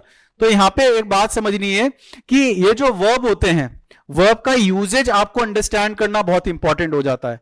अगर वर्ब का यूजेज आपको समझ में आ गया तो आगे कहीं प्रॉब्लम नहीं आती, आप अच्छे से चीजों को समझते हुए चलते हो। ठीक है, चलो ये थोड़ी सी मैंने आपको बेसिक बताया। अब बेसिक के बाद अभी इस पे भी अच्छे डिटेल में चर्चा करेंगे, बट वर्ब्स के बारे में मैं थोड़ी और एडिशनल बातें आपको बता देता हूं। जब वर्ब के बारे में बात बोलें, जब वर्ब यूज होता है तो वर्ब को आगे क्लासिफाई करेंगे तो आपके पास कौन कौन से होते हैं। एक तो होते हैं आपके auxiliary verb, AUXILIARY, auxiliary verb. Auxiliary word से घबराना नहीं है, जब भी ऑक्सिलरी आता है तो इसका मतलब क्या होता है, हेल्पिंग होता है। ऑक्सिलरी का मतलब क्या होता है, हेल्पिंग होता है। और दूसरे होते हैं आपके मेन वर्ब, दूसरे मेन वर्ब। ठीक है, मेन वर्ब को आप मुख्य क्रियाओं से भी जानते हैं, मुख्य क्रियाएं बोलते हैं, और आप ऑक्सिलरी वर्ब को सहायक क्रियाओं के नाम से भी जानते हैं। जब इसको नीचे लेके चलते हैं, इसका फर्दर क्लासिफिकेशन करते हैं, तो ऑक्सिलरी वर्ब की भी कैटेगरी हो जाती है। ऑक्सिलरी वर्ब की कैटेगरी के बारे में बात बोलें तो आपके पास आती है एक primary auxiliary verb, primary auxiliary verb. ठीक है, और प्राइमरी ऑक्सिलरी वर्ब में आते क्या क्या हैं आपके पास, इज, एम, आर, वॉज, वर, इसके अलावा हैज, हैव, हैड, इसके अलावा डू, डज, डिड, ये सारे के सारे किस में आ जाते हैं, आपके प्राइमरी ऑक्सिलरी वर्ब। देखो ऑक्सिलरी है, हेल्पिंग है, प्राइमरी सहायक क्रियाएं। ठीक है, और प्राइमरी तो मालूम है, अगर प्राइमरी एजुकेशन है तो प्राइमरी एजुकेशन का जो शुरुआती होती है उसको प्राइमरी बोला जाता है। तो ये जितनी इज, एम, आर है, वॉज, वर है, हैज, हैव, हैड है, डू, डज, डिड है, ये किस में आ जाएगी, आपकी प्राइमरी ऑक्सिलरी वर्ब में। इसके अलावा आपका होता है एक secondary auxiliary verb, secondary auxiliary verb. Secondary auxiliary verb को आप दूसरे नाम से जानते हैं, ये नाम तो सबने सुना हुआ होता है मॉडल्स। जो मॉडल्स होते हैं यही आपके क्या होते हैं, सेकेंडरी ऑक्सिलरी वर्ब होते हैं। अब इसमें मॉडल्स के बारे में अगर बात बोलें तो मॉडल्स क्या क्या होते हैं आपके, can, could, will, would, should, shall, may, might, use to, ought to, और तारा में बना देता हूं। तारा मतलब ये बात समझना कि इसके बारे में कुछ ना कुछ एडिशनल चीजें होंगी, इसके बारे में कुछ ना कुछ एडिशनल बात मैं आपको बताऊंगा। और तारा, ये जो मैंने तारा बनाया, इस तारे को क्या बोलते हैं, इसको बोलते हैं एस्टरिस्क, इसको बोला जाता है एस्टरिस्क। ये जब तारा बनेगा तो तारे को हम क्या बोलते हैं, एस्टरिस्क बोलते हैं। तो हमने देखा कि ऑक्सिलरी वर्ब के बारे में बात हो रहा, तो हमारे पास प्राइमरी ऑक्सिलरी वर्ब भी है और सेकेंडरी ऑक्सिलरी वर्ब भी है। Is, am, are, was, were, has, have, had, do, does, did. ठीक है, अब थोड़ी सी परख इसकी भी कर लेते हैं कि ये हमारे पास आया क्या मेन वर्ब। मेन वर्ब तो मोस्टली जनरली सारे स्टूडेंट ने सुना ही होता है। जब मेन वर्ब के बारे में हम बात बोलते हैं तो मेन वर्ब भी आपका दो तरीके से होता है। एक तो होता है आपका ट्रांजिटिव वर्ब होता है, क्या होता है, एक ट्रांजिटिव वर्ब होता है, और एक होता है आपका इनट्रांजिटिव वर्ब। क्या होता है, इनट्रांजिटिव वर्ब। अब ध्यान से समझना इस बात को, जब ट्रांजिटिव और इनट्रांजिटिव है, हालांकि चैप्टर अभी ये नहीं चल रहा है आपका, अभी आज सिर्फ इंट्रोडक्शन है, करेंगे इन चीजों पे बड़ी डिटेल में बात, बट बात को समझ लो अभी भी इंट्रोडक्शन में। जब ट्रांजिटिव के बारे में बात बोली जाती है तो इसमें क्या होता है, हमारे पास एक ऑब्जेक्ट होता है। बट अगर इनट्रांजिटिव के बारे में बात बोले तो हमें कोई ऑब्जेक्ट नहीं मिलता, इसमें कोई ऑब्जेक्ट का यूजेज नहीं होता। अगर यहां पे बोले ट्रांजिटिव ऑब्जेक्ट है तो एक बात समझ लेना, इनका पैसिव वॉइस बनाया जा सकता है, इसमें पैसिव वॉइस मिलेगा आपको। बट अगर इनट्रांजिटिव के बारे में बात बोले तो इसका कोई पैसिव वॉइस नहीं बनेगा, कट कर देना उसी टाइम। तो बात समझ लो यहां पे कि फॉर्मेशन आपकी किस तरीके से रहती है वो आपके दिमाग में होनी बहुत जरूरी है। कि ऑब्जेक्ट है तो ऑब्वियसली हमारा पैसिव वॉइस बनेगा, तो ट्रांजिटिव वर्ब के हमारे पैसिव वॉइस होते हैं। बट अगर ऑब्जेक्ट नहीं है तो पैसिव वॉइस नहीं बनेगा। अगर कोई स्टूडेंट ऐसा है जिसको नहीं मालूम एक्टिव पैसिव का, एक बात बता देते हैं कि यहां पे मैं आपको जो फॉर्मेशन बताता हूं, फॉर्मेशन आपको कुछ इस तरीके से बताता हूं कि पहले आप क्या यूज करते हो, पहले आप यूज करते हो एक सब्जेक्ट को, ठीक है, फिर एक वर्ब को, फिर एक ऑब्जेक्ट को।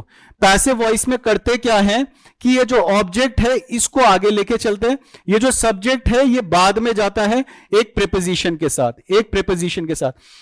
अगर किसी वाक्य में ऑब्जेक्ट नहीं है, अगर इनट्रांजिटिव वर्ब आ गया जिसके पीछे कोई ऑब्जेक्ट का यूजेज नहीं है, तो पैसिव वॉइस तो बन नहीं सकता, क्योंकि पैसिव वॉइस के लिए हमारे पास अगर एक ऑब्जेक्ट है तभी तो हम उसको आगे लेके जाएंगे। फॉर एग्जाम्पल अगर मैं बोलता हूं, यहां पे बात को समझना, अगर मैंने बोला Ram Yeats mango, Ram Yeats mango, ठीक है, राम ईट्स मैंगो। अगर हम इसको पैसिव वॉइस में लेके चलें तो यहां पे मैंगो आ जाएगा, मैंगो आ जाएगा, फिर टेंस के अकॉर्डिंग इज यूज लिखेंगे, फिर ईटन यूज होगा, वर्ब की थर्ड फॉर्म होगा, और फिर बाय राम। ये आपका पैसिव वॉइस हो जाएगा। ये एक्टिव में यूज करा, ये पैसिव में यूज करा। तो देखो फॉर्मेशन आपकी किस तरीके से हो गई, इस तरीके से चेंज हो गई। अब थोड़ी सी एडिशनल इंफॉर्मेशन मैं आपको और दे देता हूं इसमें। अगर ट्रांजिटिव है, अगर ट्रांजिटिव है और इतना मैंने लिख दिया Ram Yeats, Ram Yeats, mango को नहीं लिखते, इतना ही लिखा, ट्रांजिटिव है, तो इसके बाद अगर ऑब्जेक्ट नहीं है, इसके बाद अगर ऑब्जेक्ट नहीं है तो इसका भी पैसिव वॉइस नहीं बन सकता, क्योंकि पैसिव वॉइस के लिए हमें एक ऑब्जेक्ट चाहिए होता है, हमें हमेशा एक ऑब्जेक्ट चाहिए होता है। तो ये कुछ हमारे बेसिक थे जो मैंने आपको बताया इसके बारे में। अब थोड़ा और गहराई में चलेंगे इनको समझते हुए कि आपके पास ये जो प्राइमरी ऑक्सिलरी वर्ब है, इनका जो डुअल नेचर में बोल रहा था, इनका जो दोहरा चरित्र में बोल रहा था, उस चरित्र पे बात करेंगे कि आपका जो दोहरा चरित्र बनता है वो कुछ किस तरीके का बनता है। ठीक है, ध्यान से देखना है, पेन एंड पेपर मोड में कॉपी जरूर करना है जो भी चीज आप यहां पे सीख रहे हो।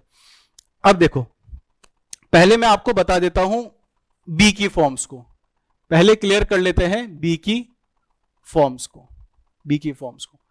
अब बी की फॉर्म्स पे बात बोले तो मैंने आपको इज एम आर बताया था। अगर मैं यहां पे एक सेंटेंस लिखता हूं कि Ramesh is a teacher, Ramesh is a teacher. और दूसरा एग्जाम्पल मैंने लिखा Ramesh is teaching, Ramesh is teaching. Third example हमने लिखा यहां पे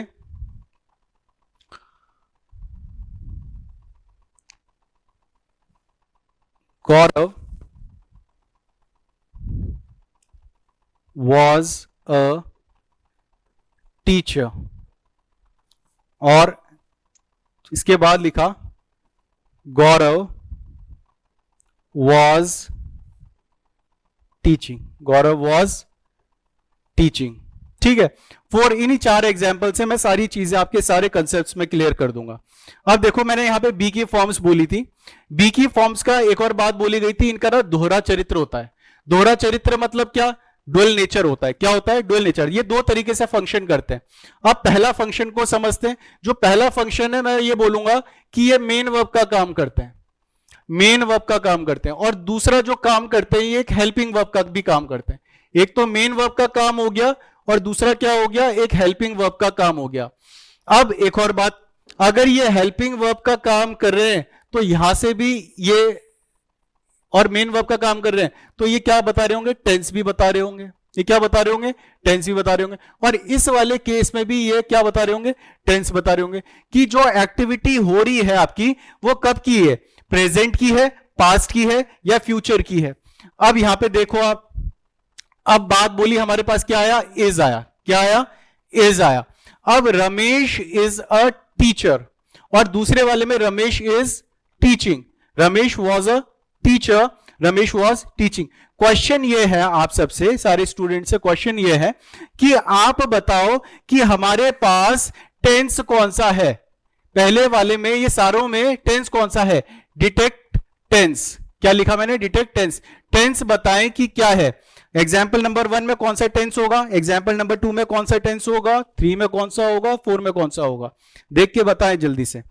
अब देखो यहां पे कि पहले वाला सेंटेंस अगर बात बोले, फॉर्मेशन हमने कैसे बताई थी? आपकी फॉर्मेशन कैसे होती है?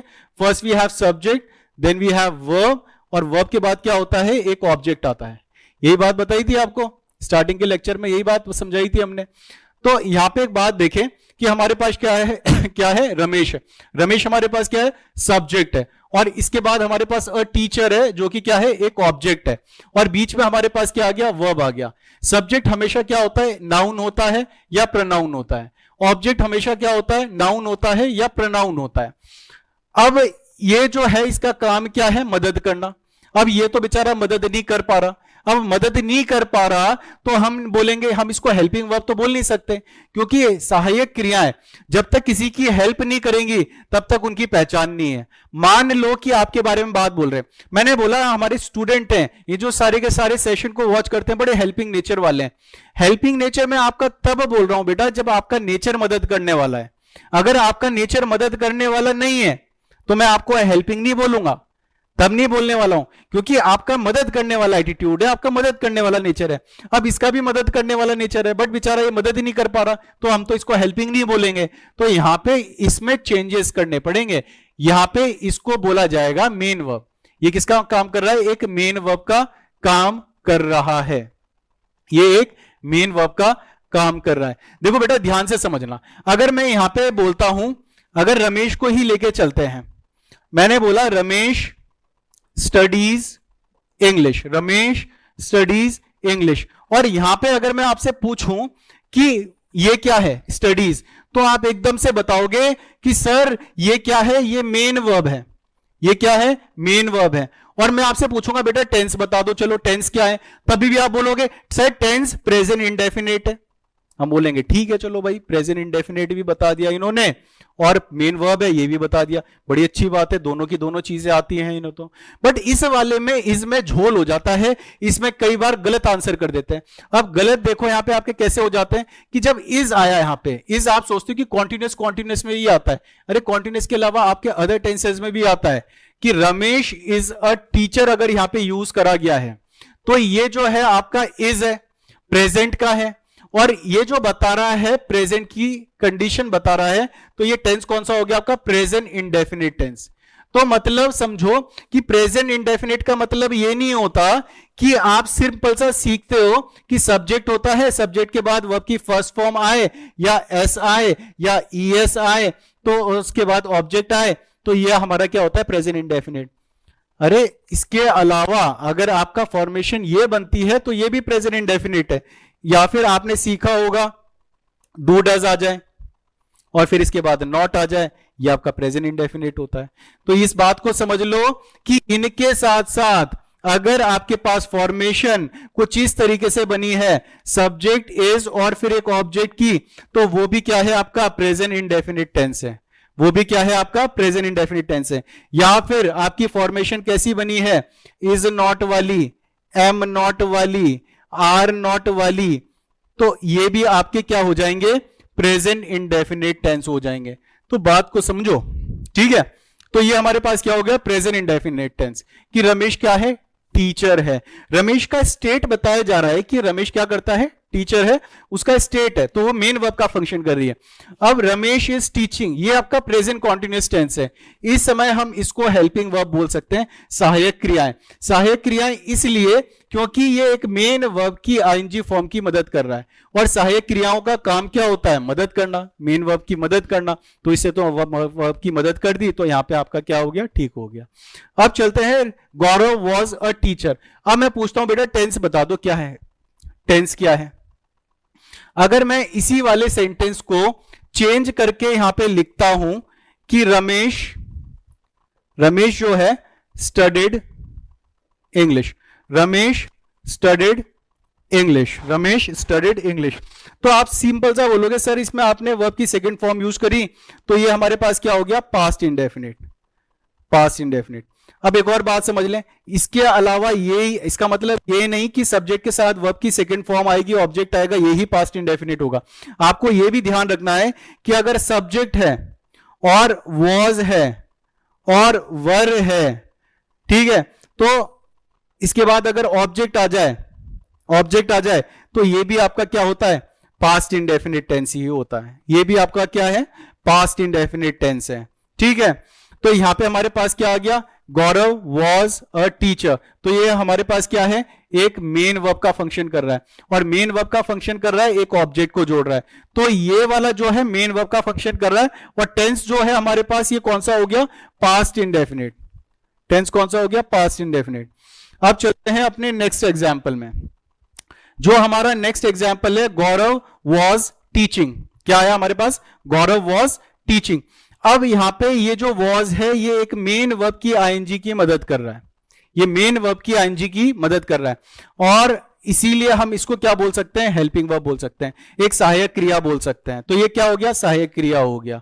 तो यहां पे ये कौन सा है, पास्ट कॉन्टिन्यूअस टेंस है। कौन सा टेंस है, पास्ट कॉन्टिन्यूअस टेंस है। और ये वाला टेंस कौन सा है, पास्ट इंडेफिनिट टेंस है।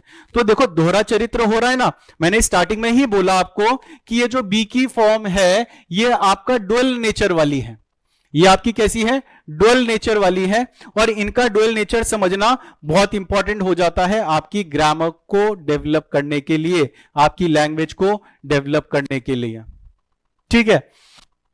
आई होप इतनी बात समझ में आई। चलते हैं अपने नेक्स्ट पार्ट में। ये मैंने आपको बताया थोड़ा बी के बारे में, ठीक है, थोड़ा आपको बताया गया था बी के बारे में। अब मैं बताता हूं थोड़ा आपको हैव के बारे में।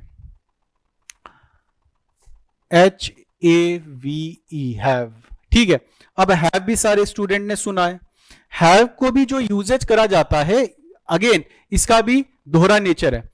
पहला तो अगर बात बोलें तो ये सबने सुना होगा, हेल्पिंग वर्ब, हेल्पिंग वर्ब का फंक्शन करता है। और दूसरा जो इसका नेचर है, जो समझने वाला है, जो काफी इंपॉर्टेंट है, जो दोहरा नेचर है, दोहरा नेचर इसका क्या है, एक तो हेल्पिंग वर्ब वाला हो गया, दूसरा कौन सा हो गया, इसका भी मेन वर्ब वाला, ठीक है, मेन वर्ब। और ये मेन वर्ब में कोई लिंकिंग वर्ब नहीं होगा, ये मेन वर्ब में बात बोलेंगे तो ये काम किसका करने वाला है, पोजेसिव वर्ब का। मतलब क्या बताएगा, पोजेशन बताएगा। पोजेसिव से घबराना मत, पोजेसिव मतलब क्या, जो अधिकार को रिप्रेजेंट करता है, जो अधिकार को बताता है। तो यहां पे अधिकार के बारे में बात होगी तो ये मेन वर्ब का फंक्शन कर रहा है, और अगर हेल्पिंग वर्ब के बारे में बात होगी तो उसका फंक्शन अलग है। तो देखो वर्ब तो सेम ही है, बट उसमें चेंजेस, वेरिएशंस कैसे आ रहे हैं। तो इसीलिए आपकी जो स्टार्टिंग की क्लास है हमने इंट्रोड्यूस करवाई कुछ इस तरीके से, ताकि आने वाली क्लासेस में हम टेंस करवाएं या मॉडल्स करवाएं तब आपको चीजें एकदम से समझ में आए। अब देखो यहां पे इसका दोहरा नेचर है, इसके दोहरे नेचर पे भी बात कर लेते हैं। अगर ये काम कर रहा है एक हेल्पिंग वर्ब का, अगर ये फंक्शन कर रहा है एक हेल्पिंग वर्ब का, तो मैं आपके सामने कुछ एग्जाम्पल लिख देता हूं, आपको डिटेक्ट करने हैं और डिटेक्ट करके बताना है कि ये हेल्पिंग वर्ब है कि नहीं है। ठीक है, पहला जो एग्जाम्पल है वो कुछ इस तरीके से है।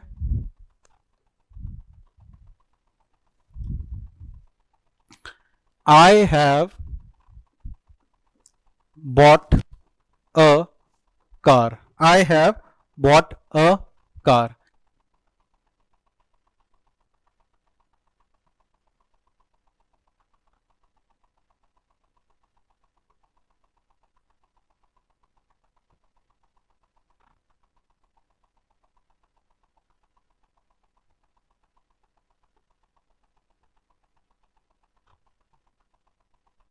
So I have bought a car.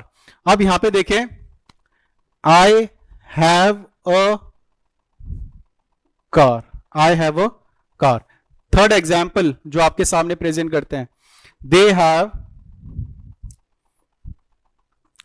Have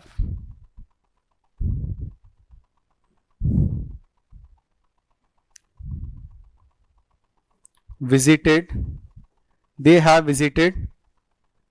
Dehradun.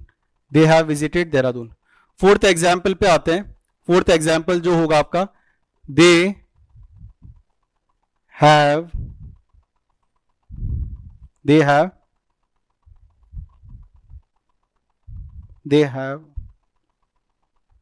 Pen, they have pens कर देते हैं, दे हैव पेन्स। तो we have 4 example over here, 4 example over here. ठीक है, अच्छा एक और बात बता देते हैं, एडिशनल बात। ये आपको बताया मैंने, इसका दोहरा नेचर है, इसका तीसरा भी एक नेचर होता है। ये तो 2 नेचर बताया ना मैंने, अभी आपको तीसरा नेचर भी बताऊंगा, इसकी तीसरी आदत भी है। ये तीसरी आदत और बुरी कर देती है। चलो समझते हैं इसको। अब पहला वाला एग्जाम्पल है, I have bought a car.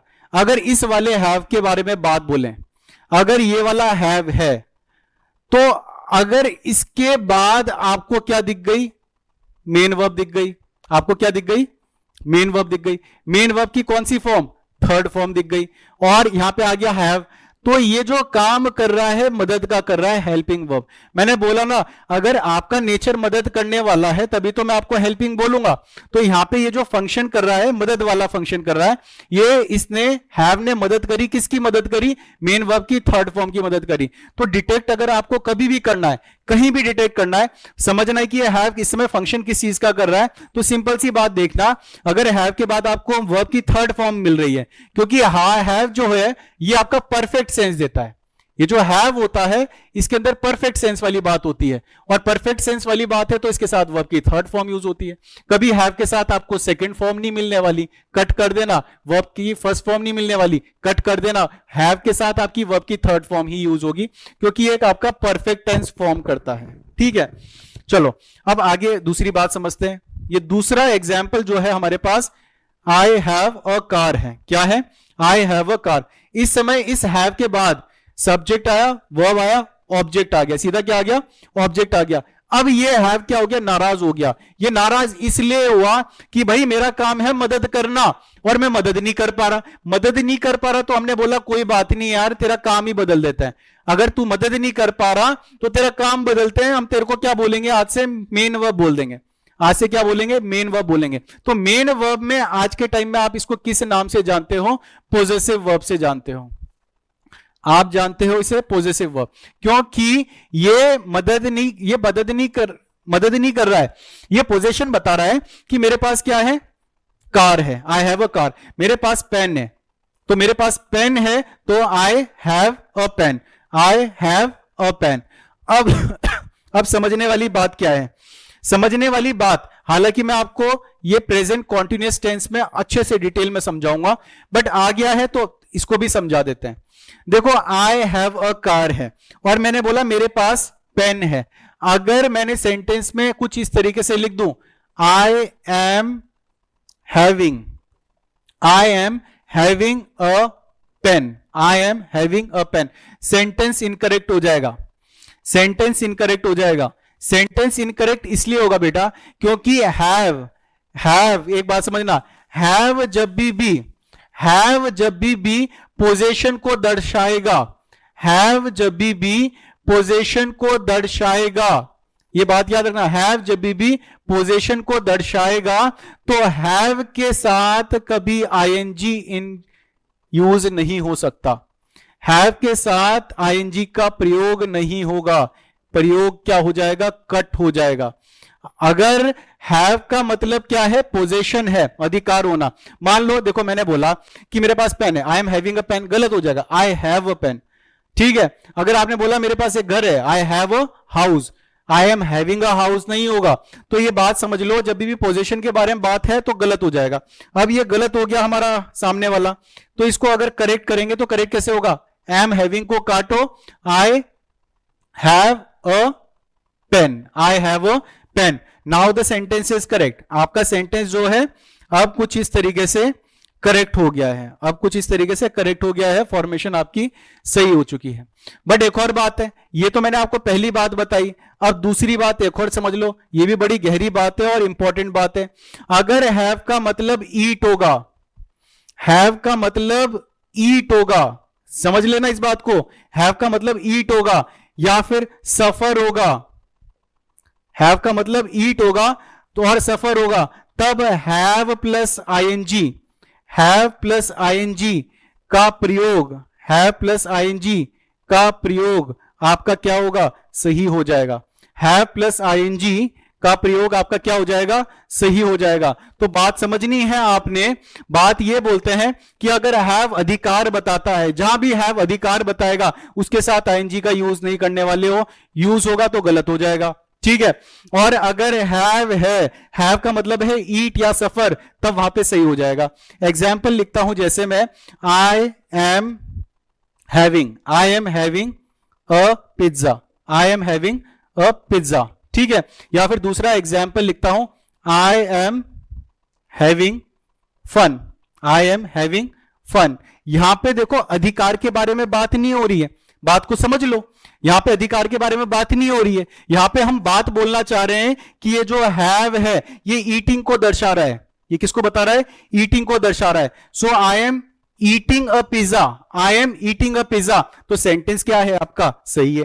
इस वाले में हम क्या बोलेंगे, सही है। बट अगर मैं आपके सामने बोलता हूं बेटा कि अगर आप ऐसे बोल रहे हो आई have a pizza, I have a pizza, तो सेंटेंस तो आपका ये भी सही होगा, ये भी सही होगा। मान लो ये पिज्जा का आपका डब्बा है, ये क्या है, पिज्जा का आपका डब्बा है, और ये पिज्जा देखो मेरे हाथ में रखा हुआ है, तो मैंने बोला देखो आई have a pizza, I have a pizza. आपने देखा कि यार सर के पास तो पिज्जा है, sir has a pizza, sorry sir have a pizza, has a pizza, तो वहां पे हमने हैज बोला, ठीक है, या हैज बोलो या हैव बोलो। अगर मैं उस पिज्जा को खाने लग जाऊंगा आपके सामने और मैं खा रहा हूं अब आप अधिकार के बारे में नहीं बोल रहे हो, आप बोल रहे हो कि सर पिज्जा खा रहे हैं, sir is eating a pizza, या फिर sir is having a pizza, sir is having a pizza. तो यहां पे हम क्या बोलेंगे, हैविंग को यूज करेंगे। तो ये सिचुएशन अलग है, ये सिचुएशन अलग है और ये सिचुएशन अलग है। अब क्वेश्चन क्या आता है, क्वेश्चन ये है कि चलो बेटा जल्दी से बता दो टेंस क्या है, टेंस क्या है।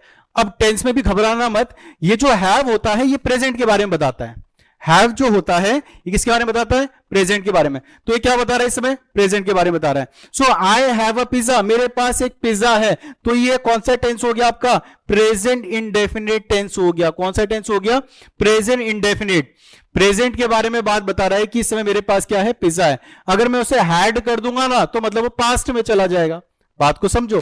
अगर हैड चला गया तो पास्ट में चला गया और पास्ट इंडेफिनिट बन गया, जैसे कि मैं आपको वॉज वर वाला और इज एम आर वाली चीजें बता रहा था। तो देखो ड्यूअल नेचर समझना वर्ब का कितना इंपॉर्टेंट हो जाता है हमारे लिए। अगर हमें वर्ब क्लियर है तो आपके सारे पॉइंट्स क्लियर हो जाएंगे आने वाली चीजों में। तो यहां पे एक बात देखो, ये हो गया हमारा प्रेजेंट इंडेफिनिट, और अगर इनके बारे में बोले तो ये present continuous. So having fun भी हो सकता है। फन के अलावा अगर आप हेडेक यूज करना चाहते हो, सर दर्द हो रहा है, तो वहां पर भी आप यूज कर सकते हो। हेडेक और फन के लिए भी आप यूज कर सकते हो। तो यूजेज बेटा कुछ आपके इस तरीके से होता है। काफी इंपॉर्टेंट कंसेप्ट्स हैं, नोट डाउन जरूर करें, सीखे जरूर। जब सीखने आए हो तो परफेक्ट होके चलना है, छोटा मोटा तैयारी से नहीं, बहुत बड़ी वाली तैयारी करेंगे कि आपका कोई भी एग्जाम आए सारा क्वालिफाई हो।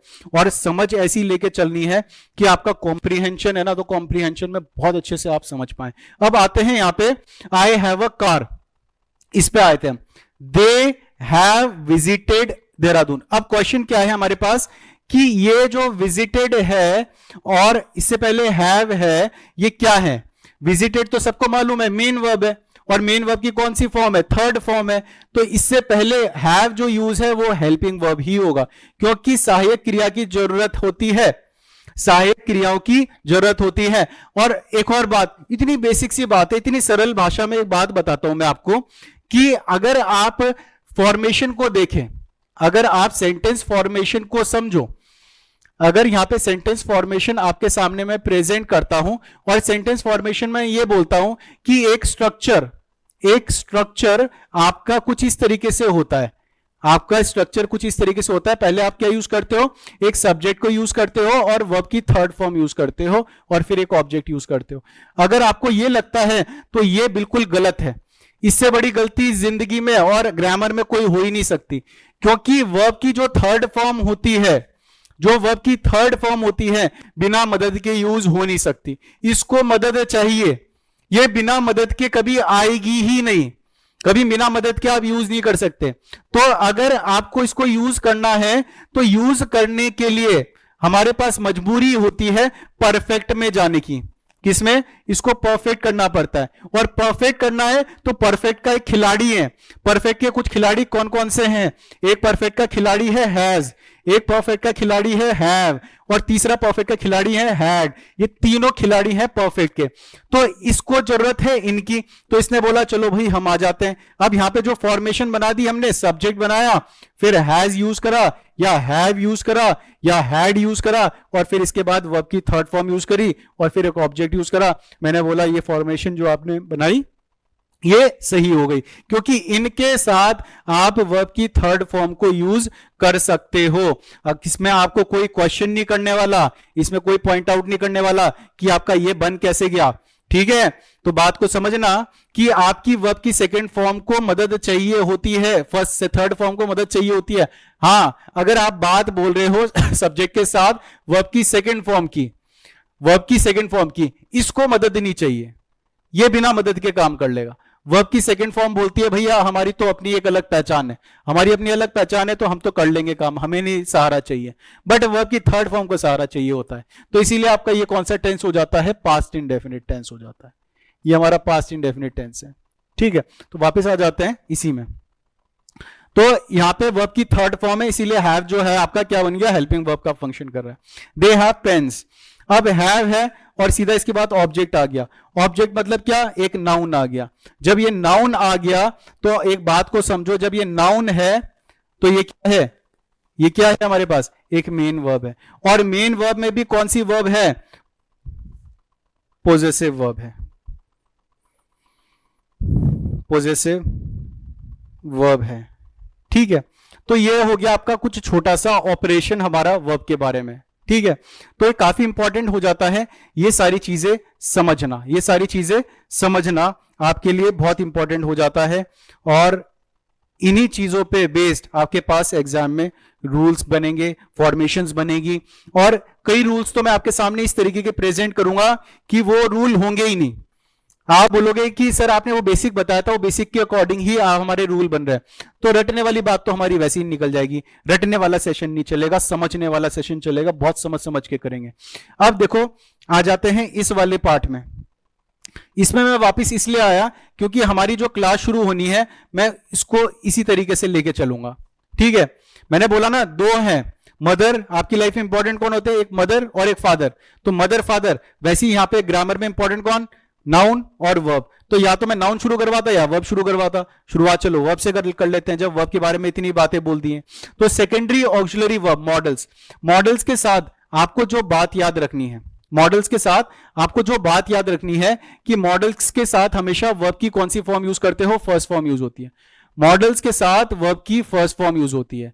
सो अगर आपको बोलना है तो लिखना है तो ये लिख लो, modals are followed by first form of verb. Modals के साथ, दूसरी बात, मॉडल्स के साथ SEES का प्रयोग नहीं होता है। मॉडल्स के साथ SES का प्रयोग नहीं होता है। इसका प्रयोग होगा, इसका प्रयोग नहीं होगा।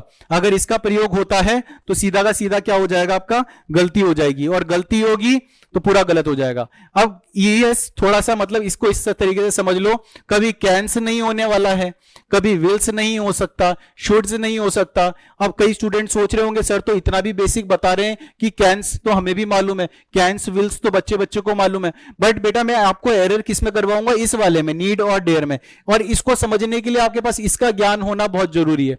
अगर आपको मालूम है कि सेकेंडरी ऑक्सिलरी वर्ब में SES नहीं आता, तो मैं जब इसमें एक्सेप्शन को लेके चलूंगा तब आपको बात क्लियर होगी कि सर ने ये बात तो बताई थी हमें स्टार्टिंग में कि यहां पे आपका SES यूज नहीं होता। तो दोबारा से बात को समझना, modals are followed by first form of verb, modals are followed by first form of verb without to and SES, without to and SES। ठीक है, तो सेशन को इसी को आगे लेके चलते हैं, आपका सेकेंडरी ऑक्सिलरी वर्ब को। थोड़ी सी टाइम हमारे पास कम है, थोड़ा सा बात करते हैं इसके बारे में, थोड़ी सी बात करेंगे और फिर नेक्स्ट सेशन में इसको आगे कंटिन्यू लेके चलेंगे। ठीक है, बहुत इंपॉर्टेंट चीजें हो रही हैं। अगर आप देख रहे हो तो ये काफी चीजें आपको कहीं बुक में देखने को नहीं मिलेंगी, ना ही कहीं आपको कहीं क्लास में, हर जगह सीखने को मिलेंगी। तो बेटर है कि जब आपको सीखने को मिल रही है तो अच्छे से नोट डाउन जरूर करें इन्हें।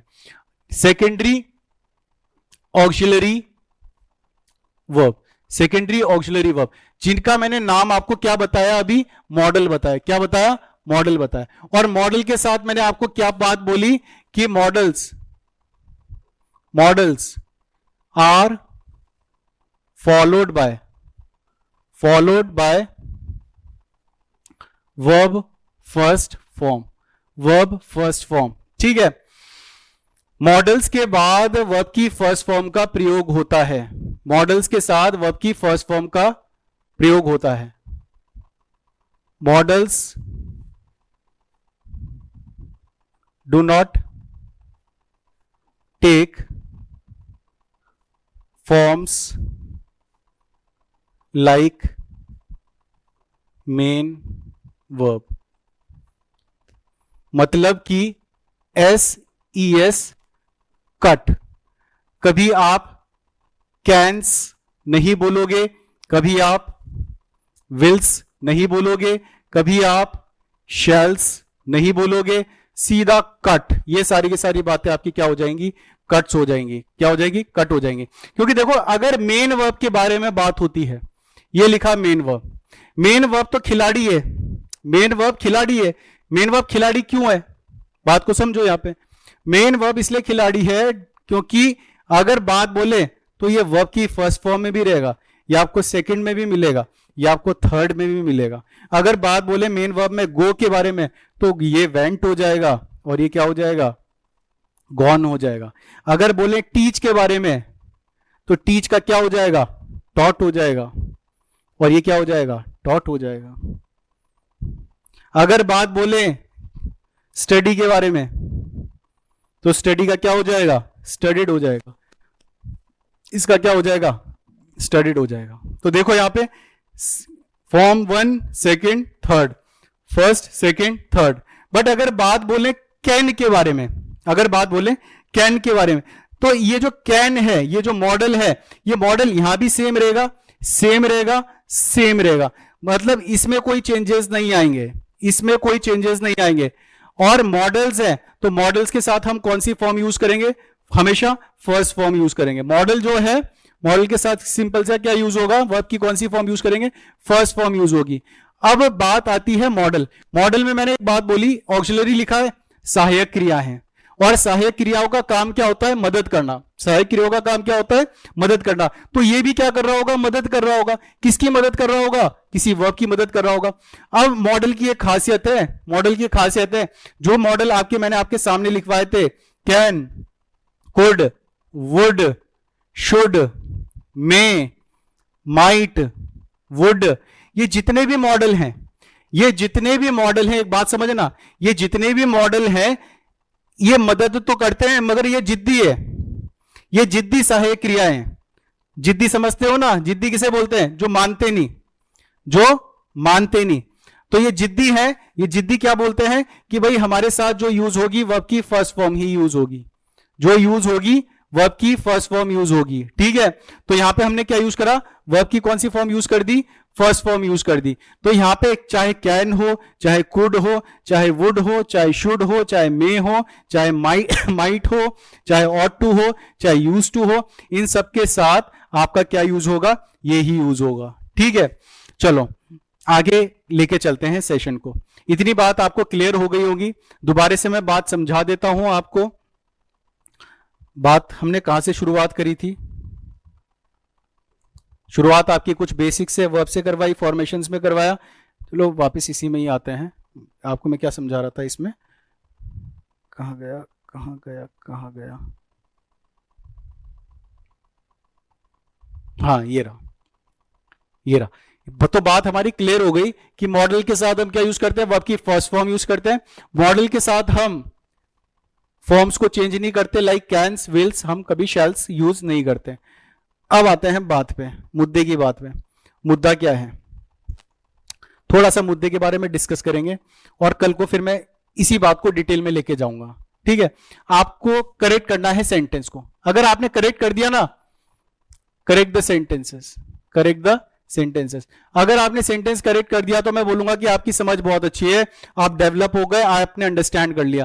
क्योंकि जो मैं अब क्वेश्चन पुट अप करने वाला हूं, क्वेश्चन सारे के सारे कोरिलेट करेंगे, सारे के सारे कोरिलेट करने वाले हैं। पहले से स्टार्ट करते हैं, पहले वाले क्वेश्चन से स्टार्ट करते हैं। अब देखो, मैंने आपको बोला था, हिंट भी मैं दे देता हूं इसमें।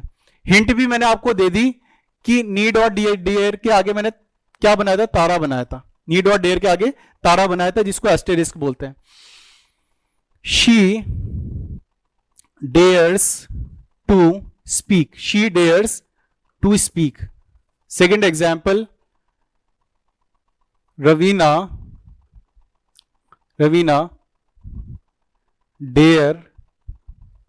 Dares not to speak. Third one, they need to study. Fourth one, he needs not to study.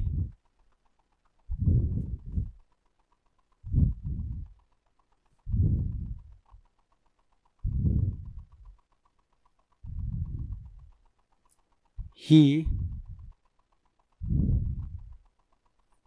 dares to attend the seminar.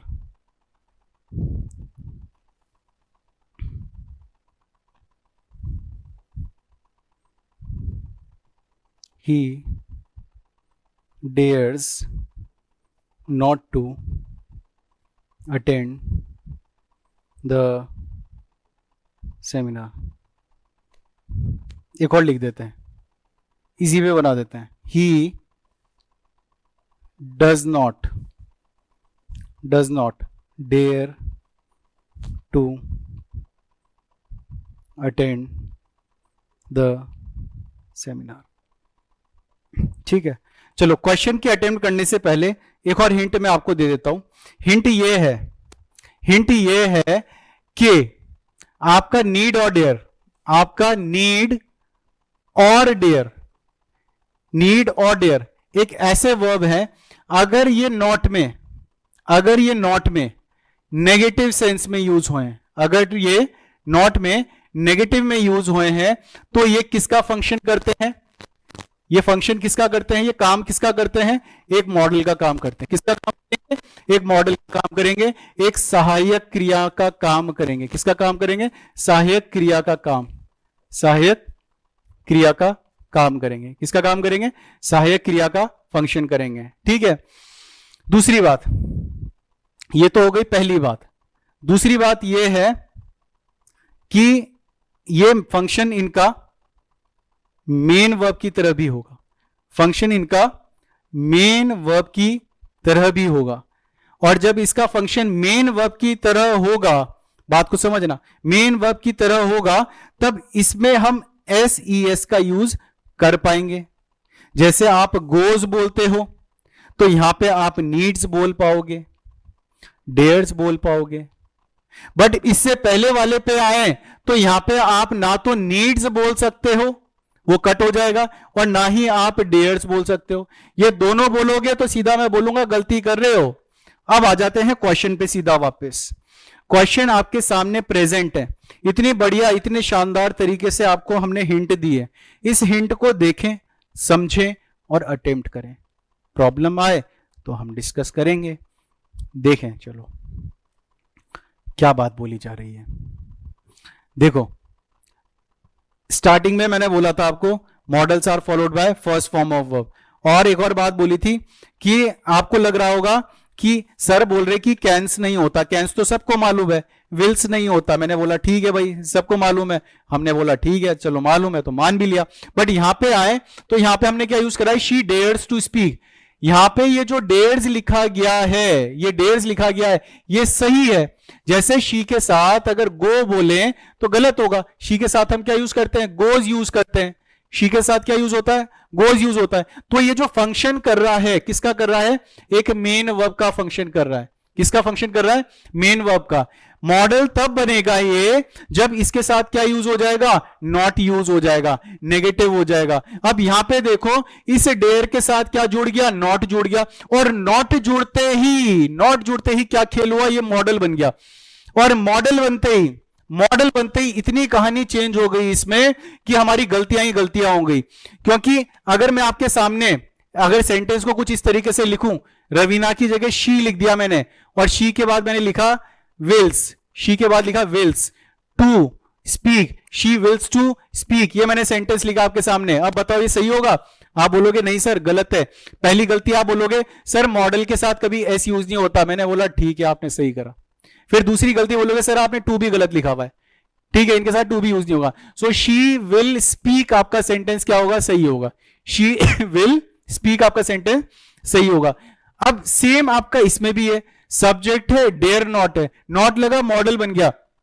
पहली गलती एस का यूज नहीं होगा, तो रवीना डेयर नॉट, अब टू भी अपने आप में क्या हो गया, गलत हो गया। So Raveena dare not speak, Raveena dare not speak. और ये फंक्शन किसका कर रहा है इस समय, मॉडल का कर रहा है। किसका फंक्शन कर रहा है, मॉडल का कर रहा है। ठीक है, बताया था ना आपको कि अगर ये नॉट हो जाए इसके साथ तो ये फंक्शन किसका करने लग जाता है, सहायक क्रिया का करने लग जाता है, मॉडल का फंक्शन करने लग जाता है। और मॉडल का फंक्शन कर रहा है तो रूल सारे के सारे मॉडल वाले चलने वाले हैं। ठीक है, आते हैं नेक्स्ट में।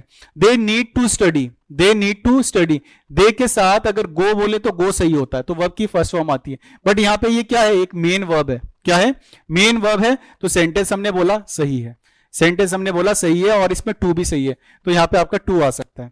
अब फोर्थ वाले एग्जाम्पल में चलते हैं। फिर से देखो, अब पहले डेयर के बारे में बात बोल रहे थे, तो वैसे ही आपका नीड भी है, नीड हो चाहे डेयर हो, दोनों में एप्लीकेशन सेम है।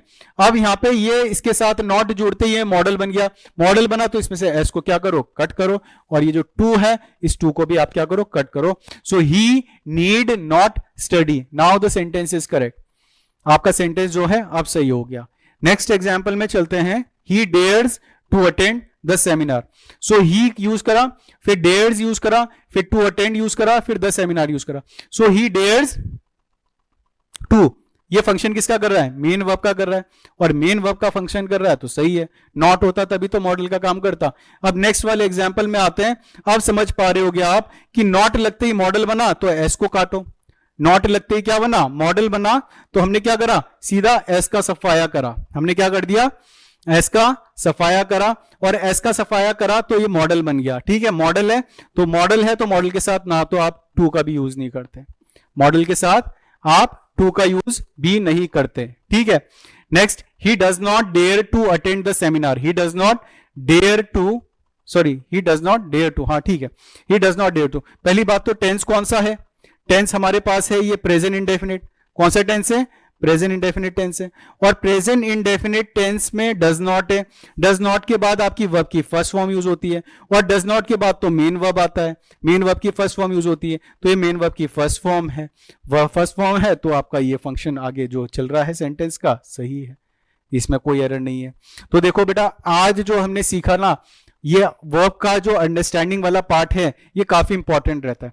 हालांकि कई पार्ट तो हम ना ये ना फाउंडेशन में करवाते हैं, ठीक है, बट यहां पे स्टिल फिर भी हमने ये जो प्रोवाइड करा है इसलिए करा है कि अपकमिंग सेशन चाहे जो भी आए अब आगे वहां पे आपको प्रॉब्लम ना आए, इसीलिए आपको इंट्रोडक्शन हमने यहाँ पे कंप्लीट करवा दिया है। अपकमिंग सेशन होंगे, अपकमिंग सेशन में इससे आगे कंटिन्यू करवाएंगे हम मॉडल को, फिर टेंसेस को, फिर आपके जो कनेक्टेड होते जाएंगे उनको कंप्लीट करते जाएंगे। एक सेशन यहाँ पे आपका अपलोड होने वाला है बेसिक वाला, सो बेसिक में भी काफी इंपॉर्टेंट रहेंगी यही बात है ना, इनका भी ऑपरेशन होता है, इन चीजों का भी ऑपरेशन होता है। यहाँ पे मैंने आपको ये बताया ना कि यहाँ पे ये चल रहे हैं, ये हो क्यों रहा है, ये हो क्यों रहा है, इसके पीछे भी कारण है, बट वो कारण में अगर हम बात करने लगे तो बैच ही पूरा बेसिक का बन जाएगा, और ये बैच जो चल रहा है अभी हमारा बेसिक का नहीं है, ठीक है। तो अभी ग्रामर जो चल रही है, ग्रामर तो उसमें हम डिटेल में ही करवाएंगे, बट वो जो बातें हो जाएंगी काफी वो बेसिक वाली हो जाएंगी। हालांकि आपके पास चैप्टर जो प्रेजेंट करे जाएंगे, आपके इन्फिनेटिव भी प्रेजेंट होंगे, आपके जिरंड भी होंगे, पार्टिसिपल भी होंगे, उसमें ये बातें डिस्कस होंगी, बट काफी डिटेल में बातें जो रहती है वो थोड़ी थोड़ी यहाँ पे रिमेनिंग रहेगी। तो आज के सेशन को यहीं पे एंड करते हैं।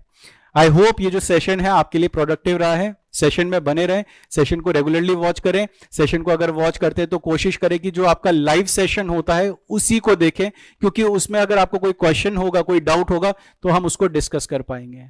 सो आज के सेशन को यहीं पे एंड करते हैं। Have a great day everyone.